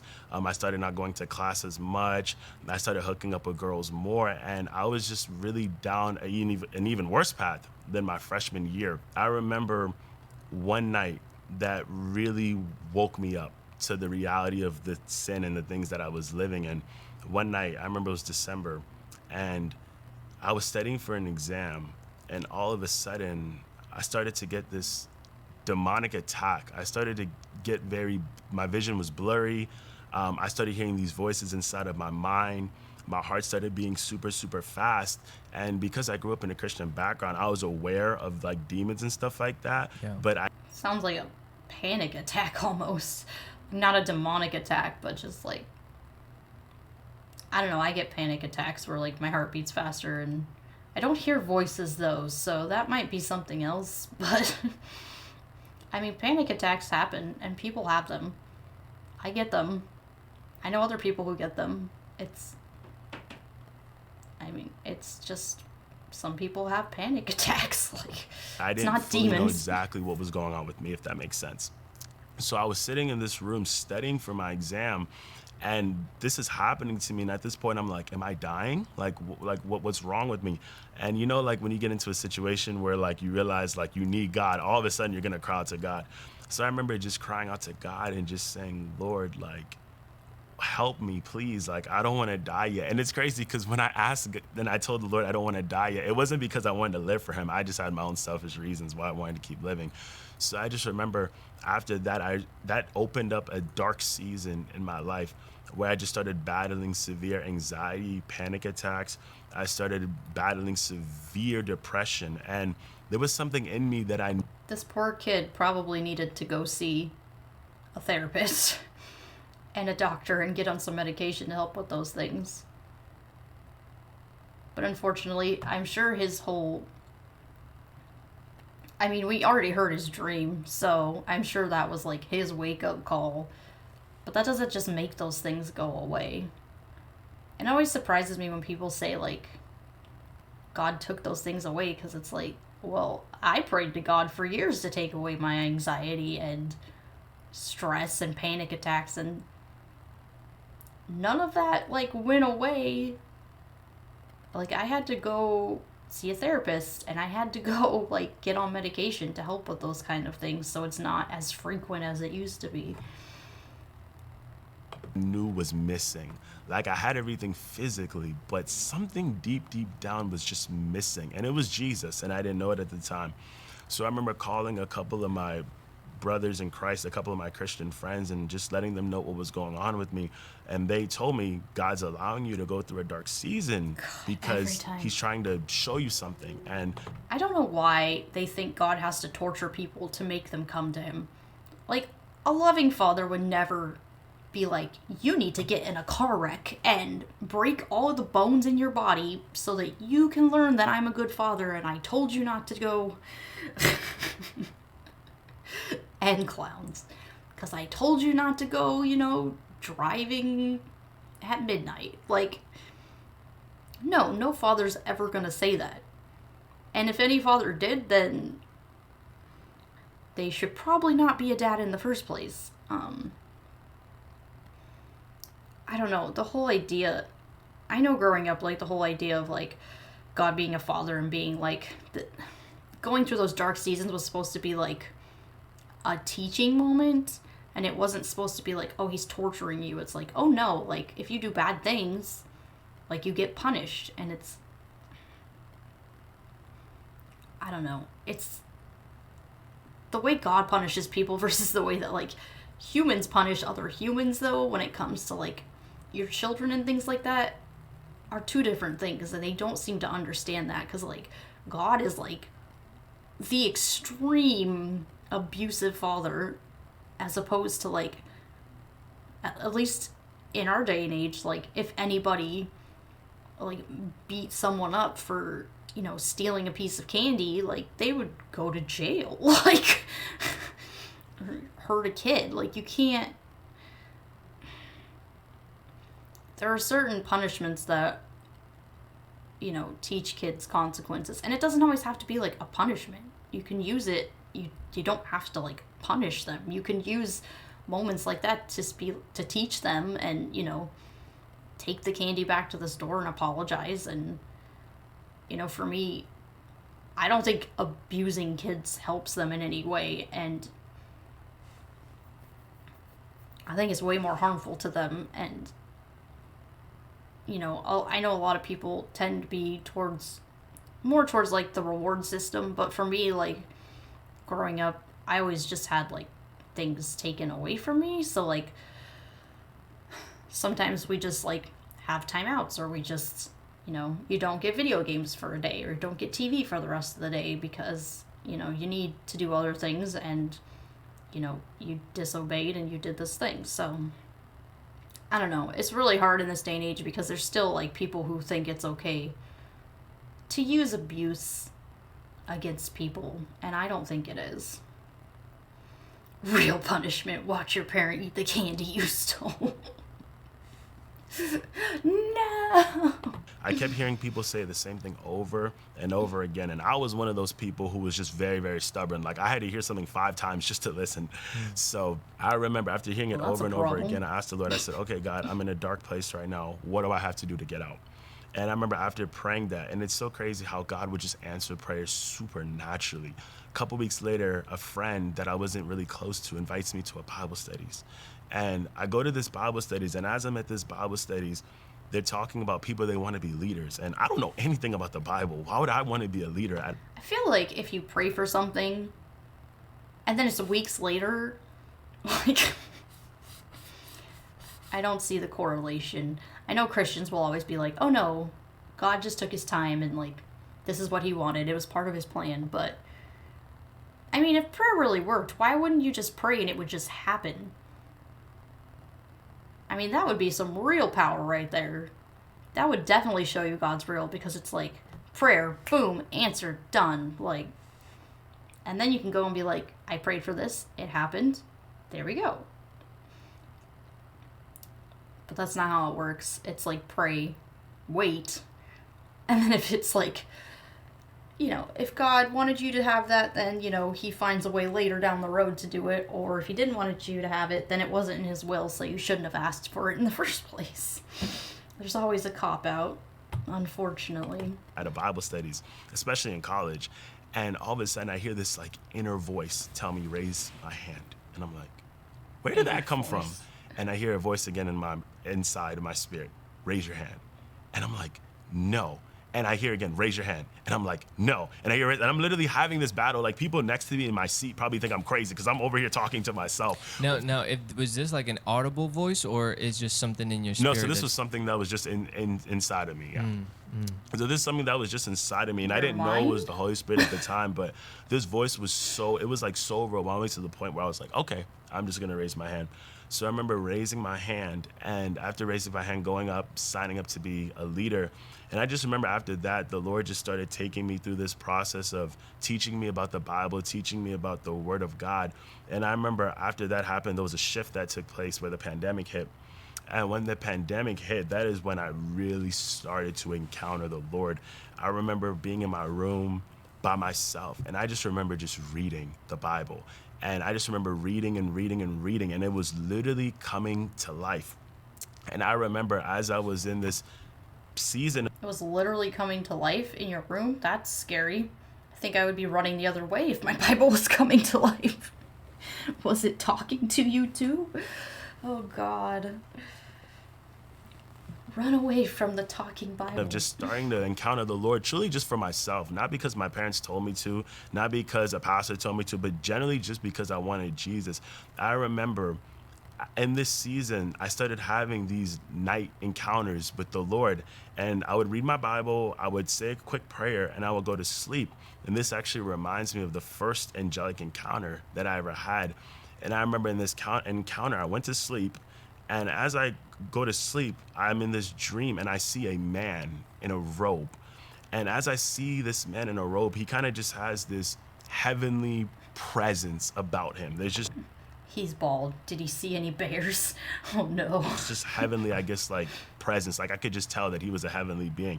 So at this moment, I walk up to him and I just bow down and I start to worship him because I think it's Jesus. I'm like, oh my goodness, this is something heavenly. Like it must be Jesus. And as I start worshiping this, at the time I didn't realize it was an angel, but as I start worshiping this angel, the angel looks at me and says, do not worship me. I'm not Jesus. So when he says that, there's a seriousness that he says it with. And I'm like, okay, so... It's always funny that dreams, like, you know, they're always dreams about the religion that you're following and not, like,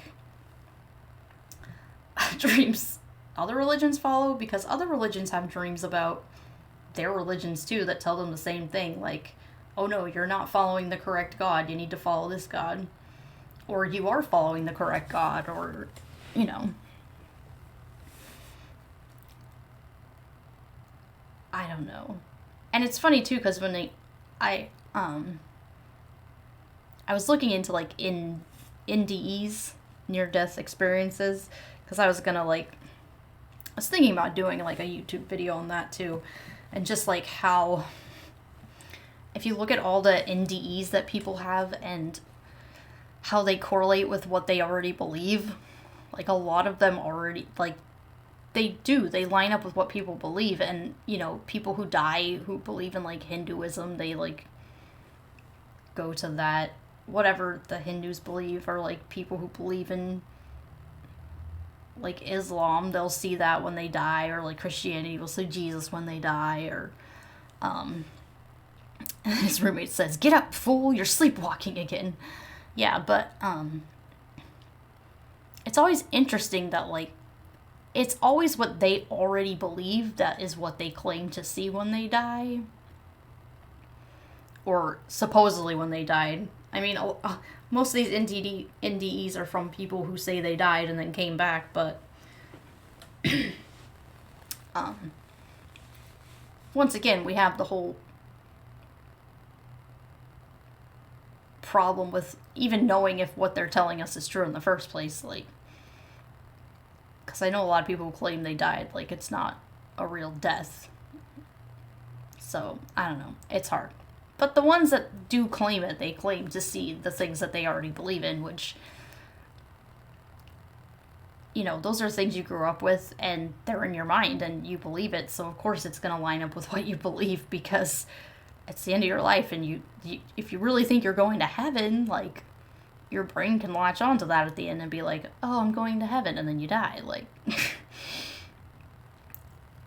I don't see... It's just weird to me that people, like, see that as confirmation that their religion is the true religion. Because out of all these people that claim they, like, go to heaven or go to hell, like, how many people claim that they go to other places that they believe in? And we know that's what happens. It's always in line with what you believe as a person, so... I nearly died and saw a giant mouse with a Jolly Green Giant vibrator. Don't know what you're talking about. But, yeah. It has nothing to do with... And like they said at the end, like at the end of life, too, you have, your brain floods with chemicals and stuff to, like, I think mask out a lot of the pain and suffering you might be going through in death. I mean, not everyone suffers in death, but I think a lot of people who, like, have horrible end-of-life experiences, your brain just, like, floods with chemicals to make it more peaceful, and it can make those hallucinations and things happen. I mean, because your brain isn't functioning correctly, you're dying, like, and taking something that's dying and trying to make sense of what it's doing doesn't really make sense, because it's something that's dying. It's not gonna make sense of anything. It's just trying to, like, do its thing and then die. So this isn't Jesus, but, like, I know this person's here for a reason. So after this happens, this person, mind you, I'm in a house in this dream where the angel is. So this angel begins to take me up the stairs. So as he takes me up the stairs, and then he disappears. And I'm in this encounter with God where I don't physically see God, but I'm aware that he's there. And as I'm in this encounter, the Lord starts just opening doors in this house. And I walk through this door, and then another door opens. And I walk through this door, and then stairs open. It's kind of like God is taking me kind of just through this puzzle. And after this happens, after about probably like 10, 15 minutes of me just going through all these doors, I finally end up in this room. And as I'm in this room, I just have a knowing that Jesus is about to walk in the room. But before he walks in, I wake up. And that was God first exposing me to the angelic, to the supernatural realm. And I remember... A dream is not supernatural. It's a process that happens in your brain. It just happened to correlate with what you already believed and put it into dream form. Like, it's not a spiritual encounter. But after that, I went downstairs and I literally ran. I remember getting out of my bed, running downstairs and telling my parents, Mom, I just had this encounter where this man in white came to me. And I remember my parents would just kind of look at me like they were shocked. Like, they knew about angels and demons and stuff like that, but they didn't really have a grid to measure what I was talking about, because my brothers and sisters had never had anything happen like this. So I started telling them there was this man, it was this heavenly man, he was in a robe. And as I'm telling them, they kind of just look at me like they believe me, but they kind of can't offer me the help that I need. So at this moment, I'm like, okay, maybe this isn't something I'm supposed to talk about. Maybe this isn't something that's normal. So at this point, I guess I began to feel a little bit insecure about the encounters that I started having. So from that point on, I just began to keep these things to myself. But I remember one encounter that I had that changed my life forever. And after this encounter, I was like, I have to talk to someone about this, because this is getting too real. I remember it was a winter night. It's so weird that they claim that dreams are encounters with things. Because, like, if Jesus was real and he really wanted a relationship with you, why would he do it in a way that can't be distinguished from, like, human processes, you know? How our brain processes things while we sleep. I mean, if he's real, why wouldn't he just walk into your room and talk to you? Like, it doesn't make any sense. My dorm after I got back to school, and I closed my eyes. And as I closed my eyes, and it's so crazy talking about this, because this is actually the first time I've shared this publicly, and I feel like crying talking about this, but I remember. And this is the thing that's frustrating too, is like people who have these kind of experiences, it doesn't matter what science or what evidence you show to them that, like, oh, this is just what your brain was doing while you're sleeping, they will hold on to experiences like this and claim they're real and claim that this is the reason why they believe in the religion they believe. And this is why it's so hard to get so many people who have experiences like this out of religion, because it doesn't matter what you tell them about the Bible. It doesn't matter what you tell them about history. It doesn't matter what you tell them about science. I mean, you can lay all the facts out in front of them, and it doesn't matter, because these experiences override everything else. Even if these experiences are simply a natural experience of your brain. I mean, these are things that happen naturally, and we know how the brain works when we sleep. But you're never going to get someone who experienced this to believe that it was just a dream. Like, they're going to look at this till the day they die, that it was an experience they had. Unless they get, like, I don't know. Unless they actually, like, go dig into the Bible and stuff and, like, look at the evidence and stuff like that and actually decide for themselves that what they thought was reality was really just a dream. But and it's hard. I think that's the hardest part of, like, being an atheist, is, like, trying to explain to people who have religion that certain experiences they have are just natural processes that they don't understand. And a lot of them don't understand some of these natural processes because they don't understand, you know, basic knowledge of science and scientific things. And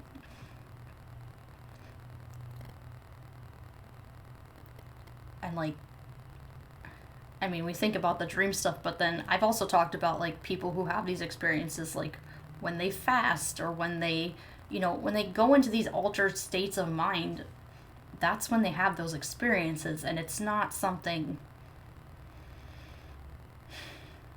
that's real like they think it is. It's very much, I don't know. It's hard to explain, and it's hard to get people to understand that.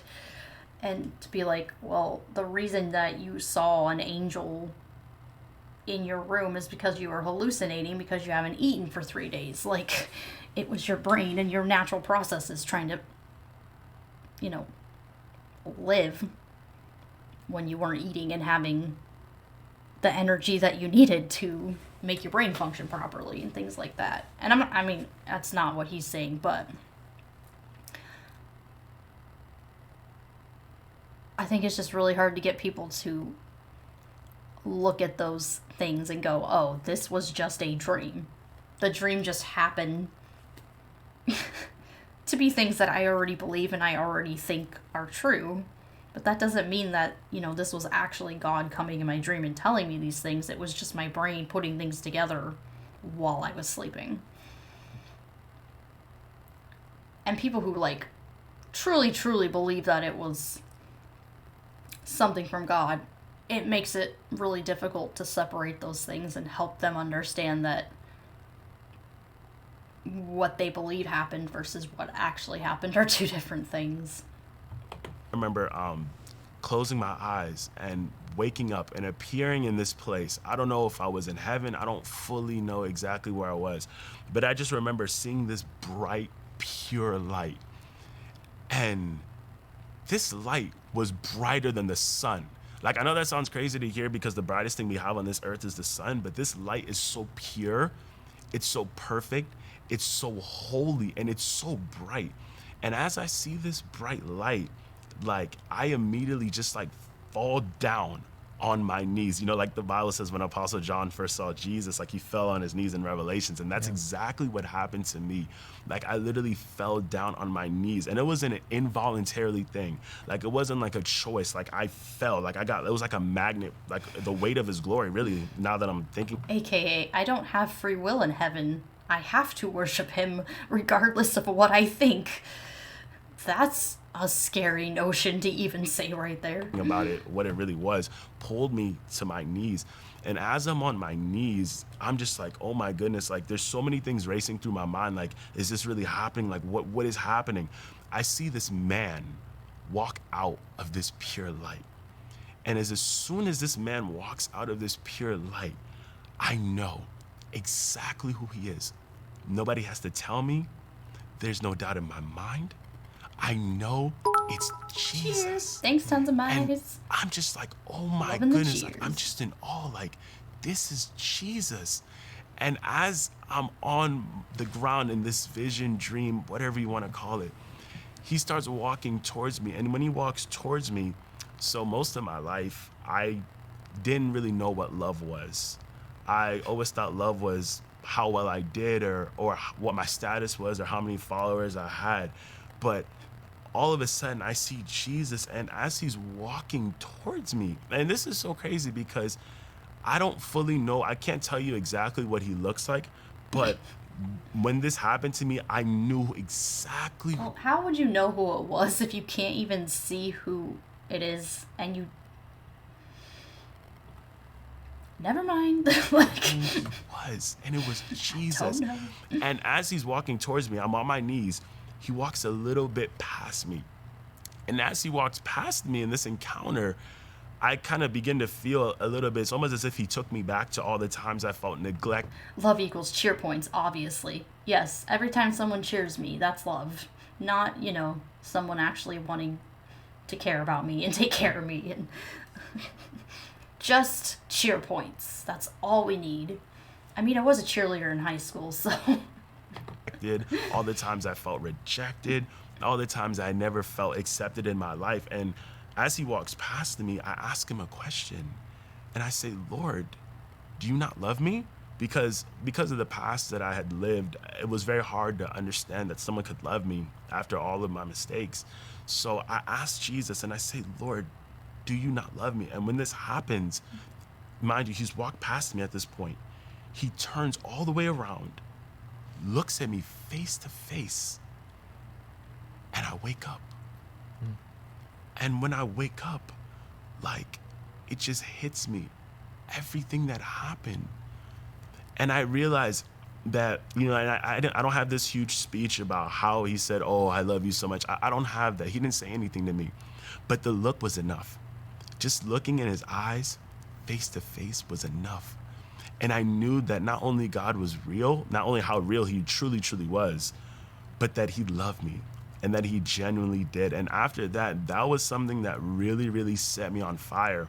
But I remember even after that, I still, This man sounds like he doesn't understand, like, what love really is. Or he had not a great childhood. I mean, I'm not saying he didn't, but it just... there's something missing there that he's not talking about, but... And I don't know. I think a lot of people, when it comes to religion, they really do want... They just want to find their place. Set on fire. He was in hell. I think when it comes to religion, a lot of it is, like, community-based and wanting to find your place and really know who you are. And unfortunately, I think a lot of people don't know who they actually are. I think a lot of people grow up just not having an identity of their own, you know. You don't really figure out what you want in life. You don't really figure out all that stuff till... I feel like I didn't figure out that stuff till later in life. I feel like the last, like, 4 or 5 years is when I really realized, like, who I am and my identity. And when young kids are out there trying to find themselves, it's more of... It's not finding who you are. It's seeking out what other people think you should be. And it sounds like he kind of had that experience where he was seeking out what other people thought he should be versus, you know, being his genuine self and taking time to find out who he really was. And I think that's that's a huge problem with a lot of young people, is they don't have an identity and they don't know who they are, and they seek out that identity in other people, whether, you know, it's other people having relationships with other people, or, you know, like you said, even like drugs and alcohol and stuff. Like, they're always trying to find a way to fit in. And I think religion kind of preys on that whole idea too, is like, because people don't know who they are and they haven't figured out who they are, then they cling to this religion, and then unfortunately their entire identity is wrapped up in their religion instead of, you know, figuring out what's best for them in the long run. It's what's best for me because I'm part of this religion.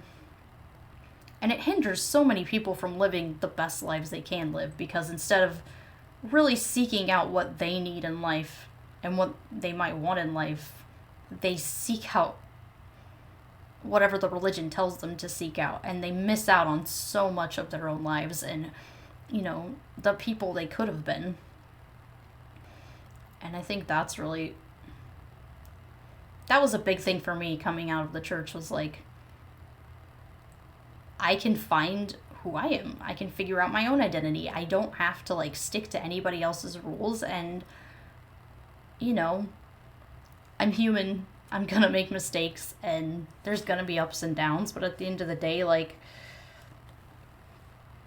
I can find out who I am and who I want to be and be that person. I'm not hindered by anything. Like, so I think he has discovered there's a camera on him. Yes. Yes, he has. For a long time, couldn't really come out and tell anyone about it because I thought people would think I'm crazy or people wouldn't believe me about it. And it wasn't until the Holy Spirit really started convicting me about it that I began to share it with a couple of my friends, and they told me that you shouldn't keep this to yourself. This is something that you should share with people. And even after that, I still didn't really want to share. And I remember after this encounter, the enemy would still attack me and put doubtful things in my mind, like, oh, this isn't real, you made this up. And I remember after all of that season of the enemy attacking me, I remember going back to sleep one night, a couple months later. And in a dream, I see Jesus again. And I'm like, okay, at this point, like, this isn't made up, like, this is Jesus. And like, he's doing this for a reason. He's not just doing this for fun, but he's doing this for a reason. And he's placing a call over my life. And honestly, at that point, I started to get very, very fearful because I knew that God was calling me to more than I had already been doing. But I just felt like, God, I can't handle this. God, I don't know how I'm gonna do the things that you want me to do. And I remember too about this second encounter with him. I just remember the color purple. And it's interesting that that's coming back to my mind now because purple a lot of times represents royalty. And after I came out of this second encounter, I remember falling. So is he gonna be a royal in God's household? I mean, we're all supposedly supposed to be like royalty under God, even though that doesn't make any sense because in heaven, like, you're basically a mindless drone that worships God forever. Falling on my face and just crying because I just realized how holy he was, how sinful I was as a person. And after that, that was something that really just shifted the way I looked at God. Barney for God. The indoctrination is strong in this one. Like, if he had been anybody else and was not raised in this way and had these dreams, he would not think anything of them like this. The only reason that he's, like, putting so much emphasis on his dreams and on him seeing Jesus and him feeling Jesus and having these so-called encounters is because he was indoctrinated as a child to believe that Jesus was real and to believe that if he had dreams like this, it shows him proof that Jesus is real. And a lot of it goes with, like, that whole feeling, like, the feelings you are feeling are real, regardless of the fact that they might not be real at all. They might have nothing to do with the dream you're having, but God, it shifted my walk with God, and it just made me even more bold just to want to go out and just to witness to people about Jesus. And I remember after that, this was really just a season of encounters. I remember one night I was in my closet and I was praying, and this tangible fire, not like a, you know, just like a picture, like a tangible fire comes into my closet. And the way it went was I closed my eyes, I was praying, and as I was praying, my eyes were shut, and I see this giant flame appear in front of me, and it is so real to the point where I literally flinch, I fall back, because I'm praying in my closet at this time. it worries me that he's having hallucinations because part of me thinks there might be some other issues happening here that he might need to go get some mental health for. Because that's scary, man. Like, if this is not a dream he's having, if he's actually having, like, visions of things that are not really there, like, I feel like that's a brain malfunction that needs to be taken care of. I literally flinched back, hit my closet, and like at that moment the encounter's over. And I'm like, did that just happen? And that was truly my first encounter with the fire of God. And after that, I was and just to clarify, that this was in real life. This was real life. Vision, it wasn't a dream. Yeah, Wow. no, this was real life. Like how I'm talking to you now, like I was awake praying with my eyes closed, and this tangible fire comes in my room. And it was just something that really just struck me, because I was really seeing that, okay, God is really, really, really trying to wake me up. So at this point, I was like, I gotta tell somebody about this. So I remember I dreamed of Barney. Big Barney split open and was made of little Barneys. Then the little Barneys split open and they were full of tiny Barneys. Infinite Barneys. calling one of my mentors who lives in the UK. And I remember telling him about these encounters, and he told me that what was happening was actually normal. And it was God just opening my eyes up to the spiritual realm and just preparing. If someone tells you that having hallucinations and dreams are normal, at least in the way he's saying, I don't know, that's a problem. I feel like that's a big problem within the like believing in spiritual things, is because if you have mental health issues, you don't get the help you need because you think the things that you're seeing are spiritual and not your brain malfunctioning. And that's what's so scary, is like Christians will sit there and be like, oh, God would never, like, you know, tell me to like hurt my kids or whatever, because that's not the God he is. But how many countless people have done that because they've had like hallucinations of an angel or a demon or Jesus or any other type of entity that came to them and said, you know, these kids are going to grow up and be terrible people, so you need to murder them right now. Like, we've seen it happen time and time again.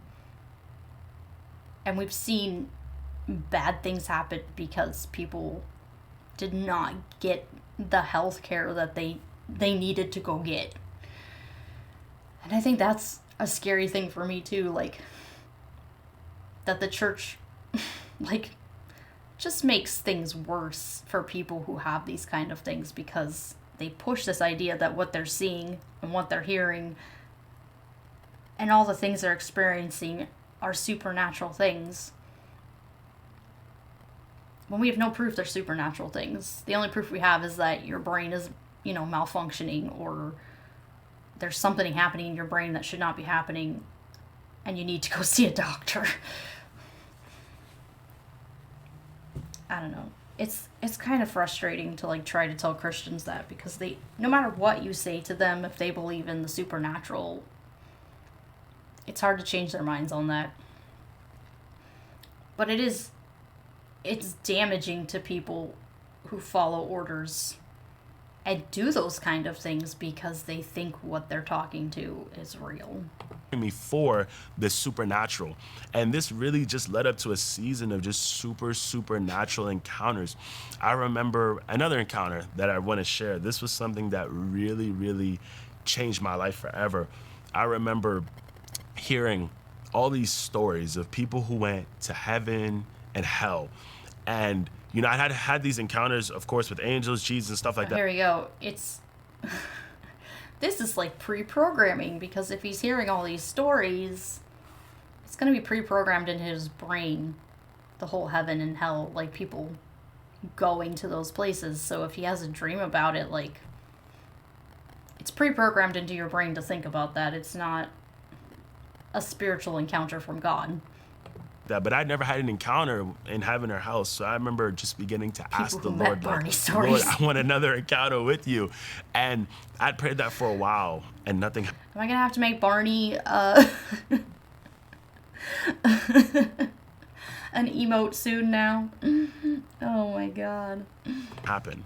And I feel like sometimes we pray these prayers and we don't think that God is going to answer, but it's in his perfect timing. Like, he's never late. He's always on time. Yeah. In his perfect timing, he answered that prayer. And this was one of the most supernatural things that ever happened to me.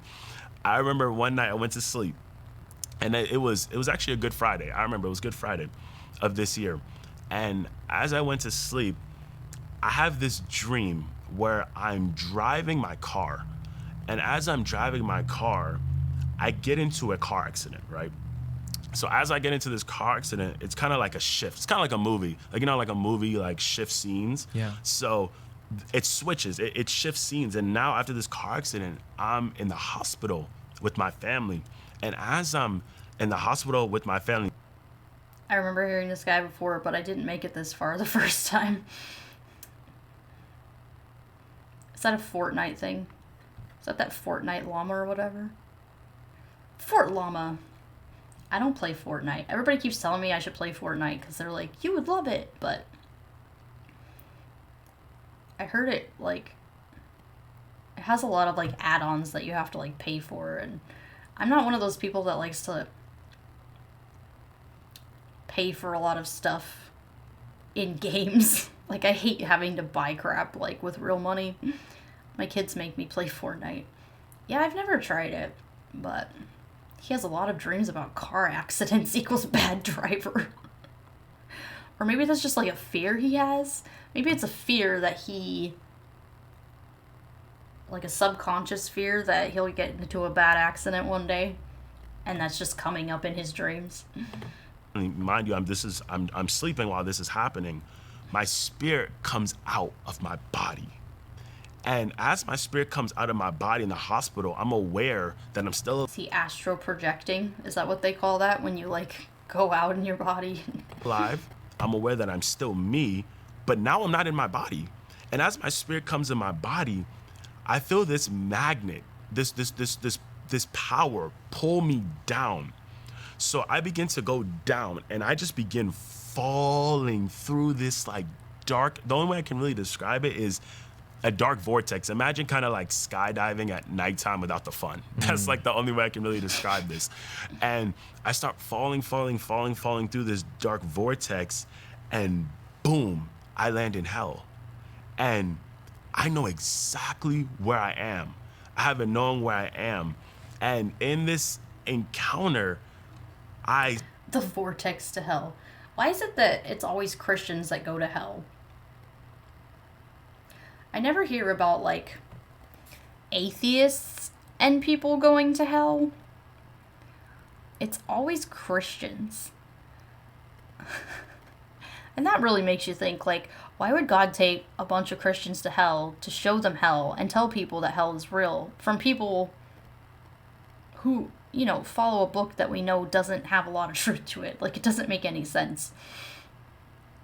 But the whole idea that, like, most people who go to hell are Christians, it's an interesting subplot to this. Like, maybe there is a correlation here. Maybe Christianity isn't the right religion. I see these people in hell, and I have an understanding. It's kind of just like a knowing that these people aren't actual people. These people represent demonic forces. So as I'm seeing, as all this is happening to me, I'm just like, oh my goodness, I cannot believe this is actually happening to me. So if we go to hell, we turn into demons? Is that how this works?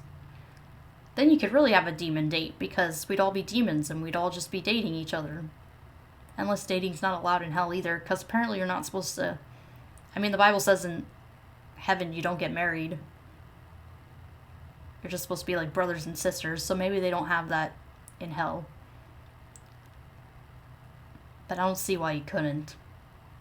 Hell's supposed to be like, I don't know. But it's supposed to be dark or something too, but then there's also flames. Like I don't know. I guess like biblical, what people say biblical hell is just basically a dark void.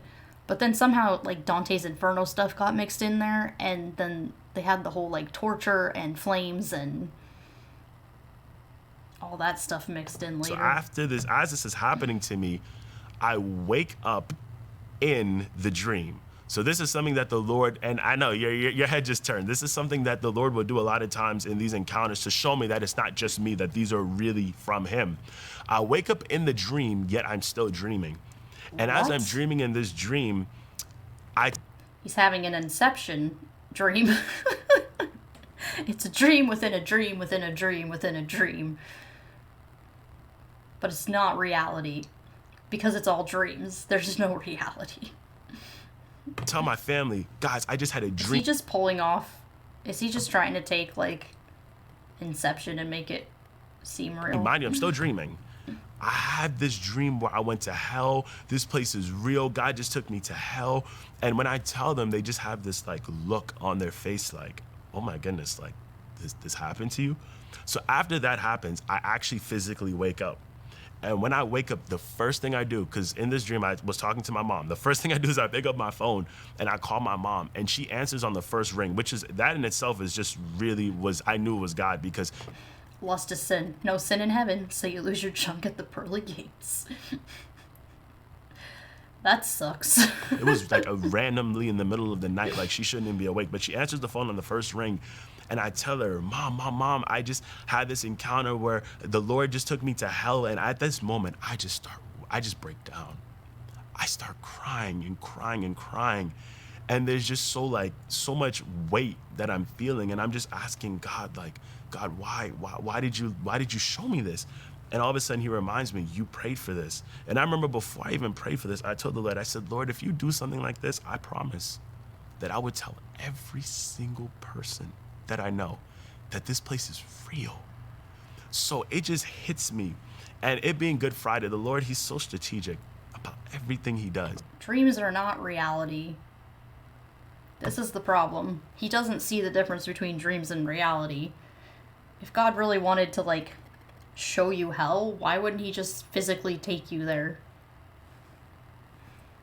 Telling people it's a dream versus telling people, like, oh no, like, I mean, people would still think you're crazy if you're like, oh no, God took me to hell. But at the same time, like, it would make more sense if you went to hell and there were, like, burns on your body or some sort of, you know, evidence that you had actually gone to hell. And, I mean, we live in a day and age with, like, smartphones. God could just take you to hell and you could, like, smartphone that that shit and show everyone on the internet. It's just, it doesn't make any sense. Dreams are not reality. And I don't know how to get that through to people. Dreams are not reality. It being Good Friday, the Lord speaks to me and he says, this is why I came. So that people don't have to go to that place. So even after all this happens, I'm someone who, after I have these encounters, I always pray for it. Didn't have to come in the first place. He could have just forgiven everyone.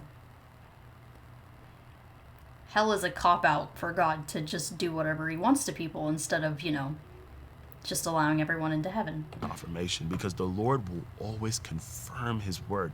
So, like I said, when I woke up from this encounter, the first thing I did was go on Instagram stories, and I didn't even care. I was crying. I just woke up. I probably had, like, you know, like the little saliva you have on your face when you wake up. I had all of that on my face. I didn't care. So I started telling people on my story what happened to me. So after this happens, later I go on throughout my day. Mind you, the dream I had before, as I went to hell, was I got into a car accident, right? So I'm praying throughout my day, Lord, I just want confirmation, just to make sure that these encounters are truly from you, because I never want to say anything that's not from you, Lord. Is he going to crash his car? Is that how he's going to get confirmation? God's strategic planning committee. Let's send Steve to hell in a dream, and get this, we will do it on Good Friday. So as I'm praying this, that same exact day, I'm driving, and as I'm driving on the highway, this car fully comes into my lane and sideswipes me, like full on, like literally, like it literally like hits me, but it doesn't hit me to the point where like I swerve out of control. It kind of just like taps me. So after that happens, I pull off on the side of the highway and I realize I just got into a car accident. And mind you, I've only ever been in 2 car accidents before. So God literally put a guy in a car to sideswipe your car to make you realize that what you dreamed was real.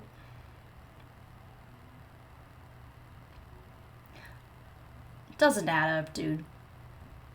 it's confirmation bias at best. Before, and that was one of them. Oh I'm like, my I just got God. into a car accident, and then it hits me.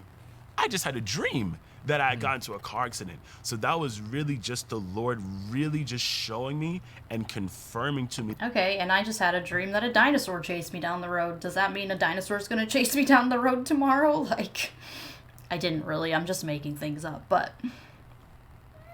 Wait, 2 accidents before? Oh my goodness. That what happened was truly from him. But even after all of this, even after I made that promise to the Lord, I still didn't talk about it. I made that Instagram video and I made a little video on YouTube, but I still didn't really want to talk about it because it was something that, because no one wants to be known as, no one wants to be associated with this, oh, I'm the guy who went to hell. Like, nobody wants to be associated with that. So it was still something that I was just very hesitant to share. And I mean, if you really believed in hell and you really thought that people you loved and knew were gonna go there, I don't see why it wouldn't just be on your mind all the time to constantly tell people. That's the frustrating thing about Christianity too, is like they say they have the truth and they know the truth and people who don't believe are gonna go to hell, but they don't act like hell is like this real place. Or if it is, it's just a place where everyone they hate is going to go eventually, and that's how they do it. Hi, kitty. My cat is here. You want to see my cat? There's my cat. It's my Rufus. My little Siamese cat. Alright. Enough with the cat. Back to the video.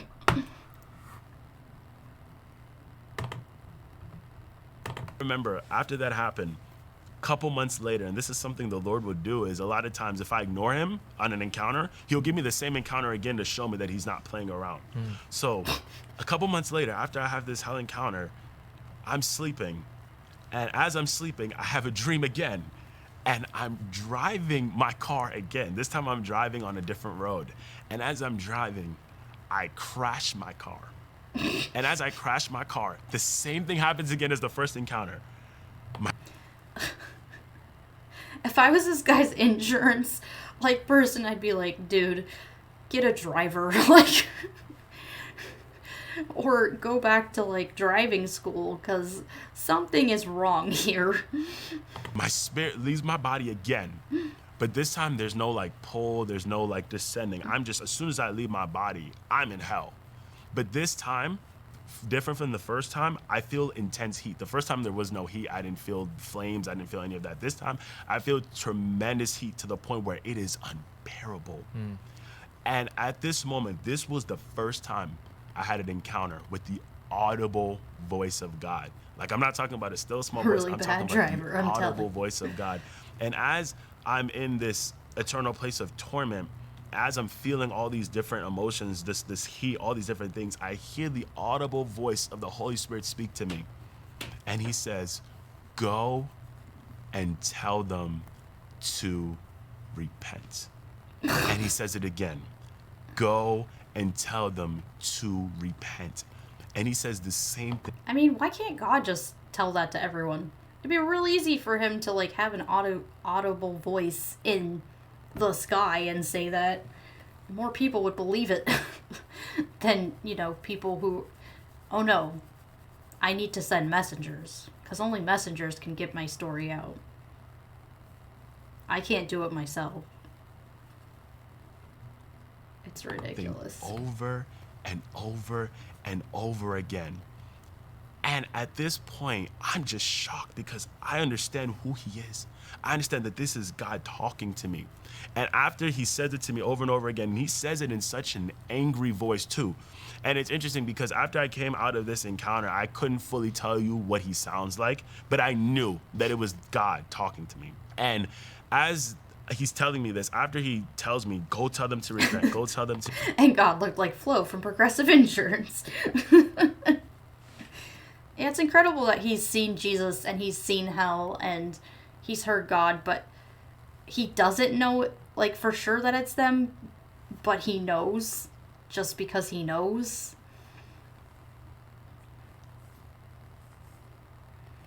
I mean, I can say that I've seen the Easter Bunny and heard the Easter Bunny, but I mean, a lot of people would probably look at me funny and be like, the Easter Bunny's not real, what are you talking about? And I'd be like, no, I heard the Easter Bunny. He told me he was real. He told me he brings chocolate to kids on Easter. Like, it's no different. To repent. Go tell them to repent. My spirit comes back in my body. I continue the rest of the dream. I tell my friends, guys, I just had a dream. It's like the same dream, the first dream. I tell them, guys, I just had a dream where I went to hell and I heard the audible voice of God, and they look at me and they're shocked. And after that happens, I wake up. And I remember the first thing I did is I ran downstairs and I told my friend, I said, bro, God just took me back to hell again. And he's not playing, like he is serious about this.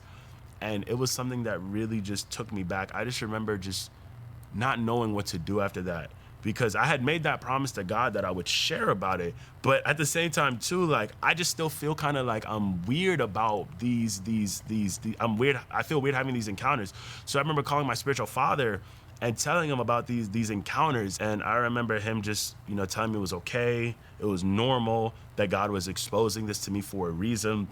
And I remember one day we were in a service and he called me up. He didn't tell me he was going to do this. He called me up, told me to get on the mic and share my testimony and what happened to me. And I was just like, oh my goodness. But it was in that moment that the Holy Spirit took over and he spoke out of me. And from then on, I knew that God was showing me this to warn my generation, because a lot of our generation doesn't believe in Jesus. They don't believe in the afterlife. They don't believe, and even Christians too, we hear about heaven and hell, but a lot of times we don't really think about how real these actual places are. And that's why I'm here today. I believe God brought me to share all of this because he wants me to let people know that. All right, now he's just going to talk about his belief and all that, but this is what I don't understand about, like, Christian testimonies is, yeah, in church, this sounds awesome because people actually believe it was a supernatural encounter and they actually believe that God came to this man and talked to him and told him all these things, but the problem is, like, testimonies are not for people who don't believe in it, and testimonies are not for people who, actually want to know what you believe. And it's so hard to talk to a Christian and be like, experience sadly is not a viable way to find truth, because, we all experience different things, and I mean, our brains trick us all the time with all kinds of things, and we never know, like, exactly what is actually happening in our brains during certain things. And we also know we have bad memories. Like, our memories aren't perfect. They're not, you can't just take pictures of everything that happened in your life and have a photogenic memory. Like, you're gonna come to a point where there's gonna be gaps, and you're gonna fill those gaps in with whatever.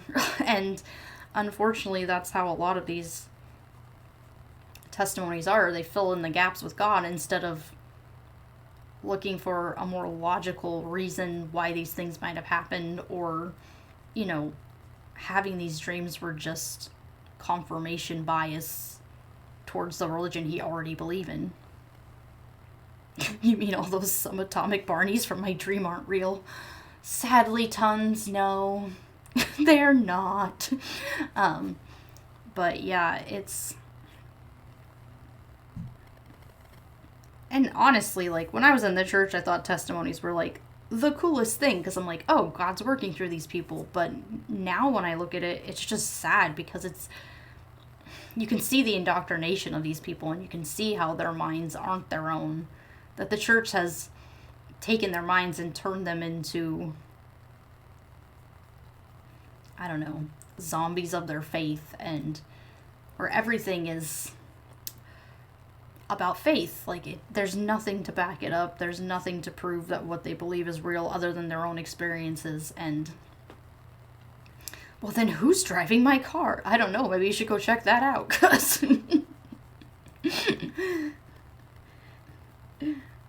Unless there's an invisible Barney driving your car. I don't know if Barney's a great driver, though. I don't know if he can see very well through that mask, so... yeah. But I don't know. I see things so differently now as an atheist, and it honestly makes me sad the way the church takes advantage of people, because I've heard lots of people's testimonies about, especially when it comes to, like, people in the church that, like, are widows or, like, little old ladies who really believe this stuff and they think they're doing right, but they live off of, like, Social Security, and they don't have a lot of money, and they don't have houses and stuff, and they'll give their very last dollar to the church because they think that's what God is calling them to do, and then they'll tell these amazing testimonies of how, like, oh, like, I'm broke and poor, and I live in a shack, and I don't have a lot of things, but I'm rich in God because I gave him all my money, and this church is my family, and that's all I need in life. And then when they can't pay their bills, it's like, you know, you left out the important parts of, like, you can't feed yourself, and you can't pay your bills, and you're in debt, but because you're putting God first, you're not taking care of the earthly things that you need. You're not taking care of your worldly needs, which should come first, because without your worldly needs, you're gonna die. Or you're gonna be in so much debt, you're gonna be living on the streets or something, which is not good for anyone. Some atomic Barneys are swerving towards a black man who appears to be daydreaming. Look out, some atomic Barneys. Oh my gosh. Yeah, I don't know. I think today's stream has been a lot about, like, preying on people who are vulnerable, and really, like, sadly seeing how gullible people are and how willing they are to give up not just money and not just time, but the ability to live their lives. They basically give up everything in their lives to have their own lives, to follow this false idea that they're going to have a better life when they die. It's the ultimate con. Religion is the ultimate con, because no one can prove it, and no one can sit there and say that it's, like, 100% true. And I'm glad more people are leaving the church. I'm glad more people are starting to think more critically, and more people are starting to actually realize that what they've been taught and what they've been told their whole lives does not line up with reality, and that we can make the world a better place, but we have to get rid of these ideas that there's some magical being up in the sky who's going to make things better for us if we just pray, or we just give more money, or we just exorcise demons, or whatever else they try to con you out of. And I guess that's where my, like, being a humanist comes in to that whole idea, because, you know, when I was a Christian, it wasn't as much about other people. It was about getting other people to heaven. It wasn't about, like, feeding them, clothing them, giving them shelter, giving them whatever they might need in their time of need. It was, oh, well, you're going through a very difficult time. Here's God. Are you possessed by the tiny Barneys? Call 1-800-BARNEY-BE-GONE. But I think that is a huge thing for me too, is just using my humanity for good, and using it to help other people who go through hard times and who need, you know, someone to stand by them and someone to stand up for them and be like, this is not okay. Every human deserves human rights. Every human deserves to be able to live their lives the way they want to live their lives. And religion, unfortunately, has destroyed that notion and destroyed humanity in general, because it's not about humanity. It's not about letting people be who they are. It's not about having your own identity. it's about being a part of the group. And if you're not a part of the group, then you're wrong. And it's a disgusting way to live, and it's a disgusting mindset. And I only hope as I get older that more people start using more critically thinking skills and start really making sure that what they believe lines up with, you know, their morality and what is better for humanity in the end. I feel like your clown is staring at me. Make it stop. Oh no, she's our mascot now. We gotta name her. I need to figure out a really good name for her. I'll figure it out. You did this, Tons. Now we have a mascot, a clown mascot. And she's always gonna be there. Thanks, guys, for hanging out today. This was interesting. Thank you, Omega. I think he already left, but thanks for the Bob Larson video. That was interesting. And it was fun to hear your little side comments since you were actually there and got to, like, see the whole thing, so. I always love, like, having people in the chat that, like, have actually been in those kind of things, and, like, they can tell you, like, the things they left out just to, like, make it more compact for YouTube or whatever, so. Thank you to my patrons. You guys are awesome. My God, what have I done? You've created a monster. Yeah, thank you to all my patrons. Yeah, you make this possible so I can be on here and upgrade equipment or pay my internet bill or whatever I need to be able to do my streams. So thank you all. If you guys want to be a patron, you can go to patreon.com/overprotectedatheist. Thanks everyone for hanging out today. I'll probably be back on tomorrow. It'll probably be afternoon though, because I have to work till 1, so yeah. Thank you all for coming. Have a wonderful day. I'm gonna go eat a late lunch. Bye.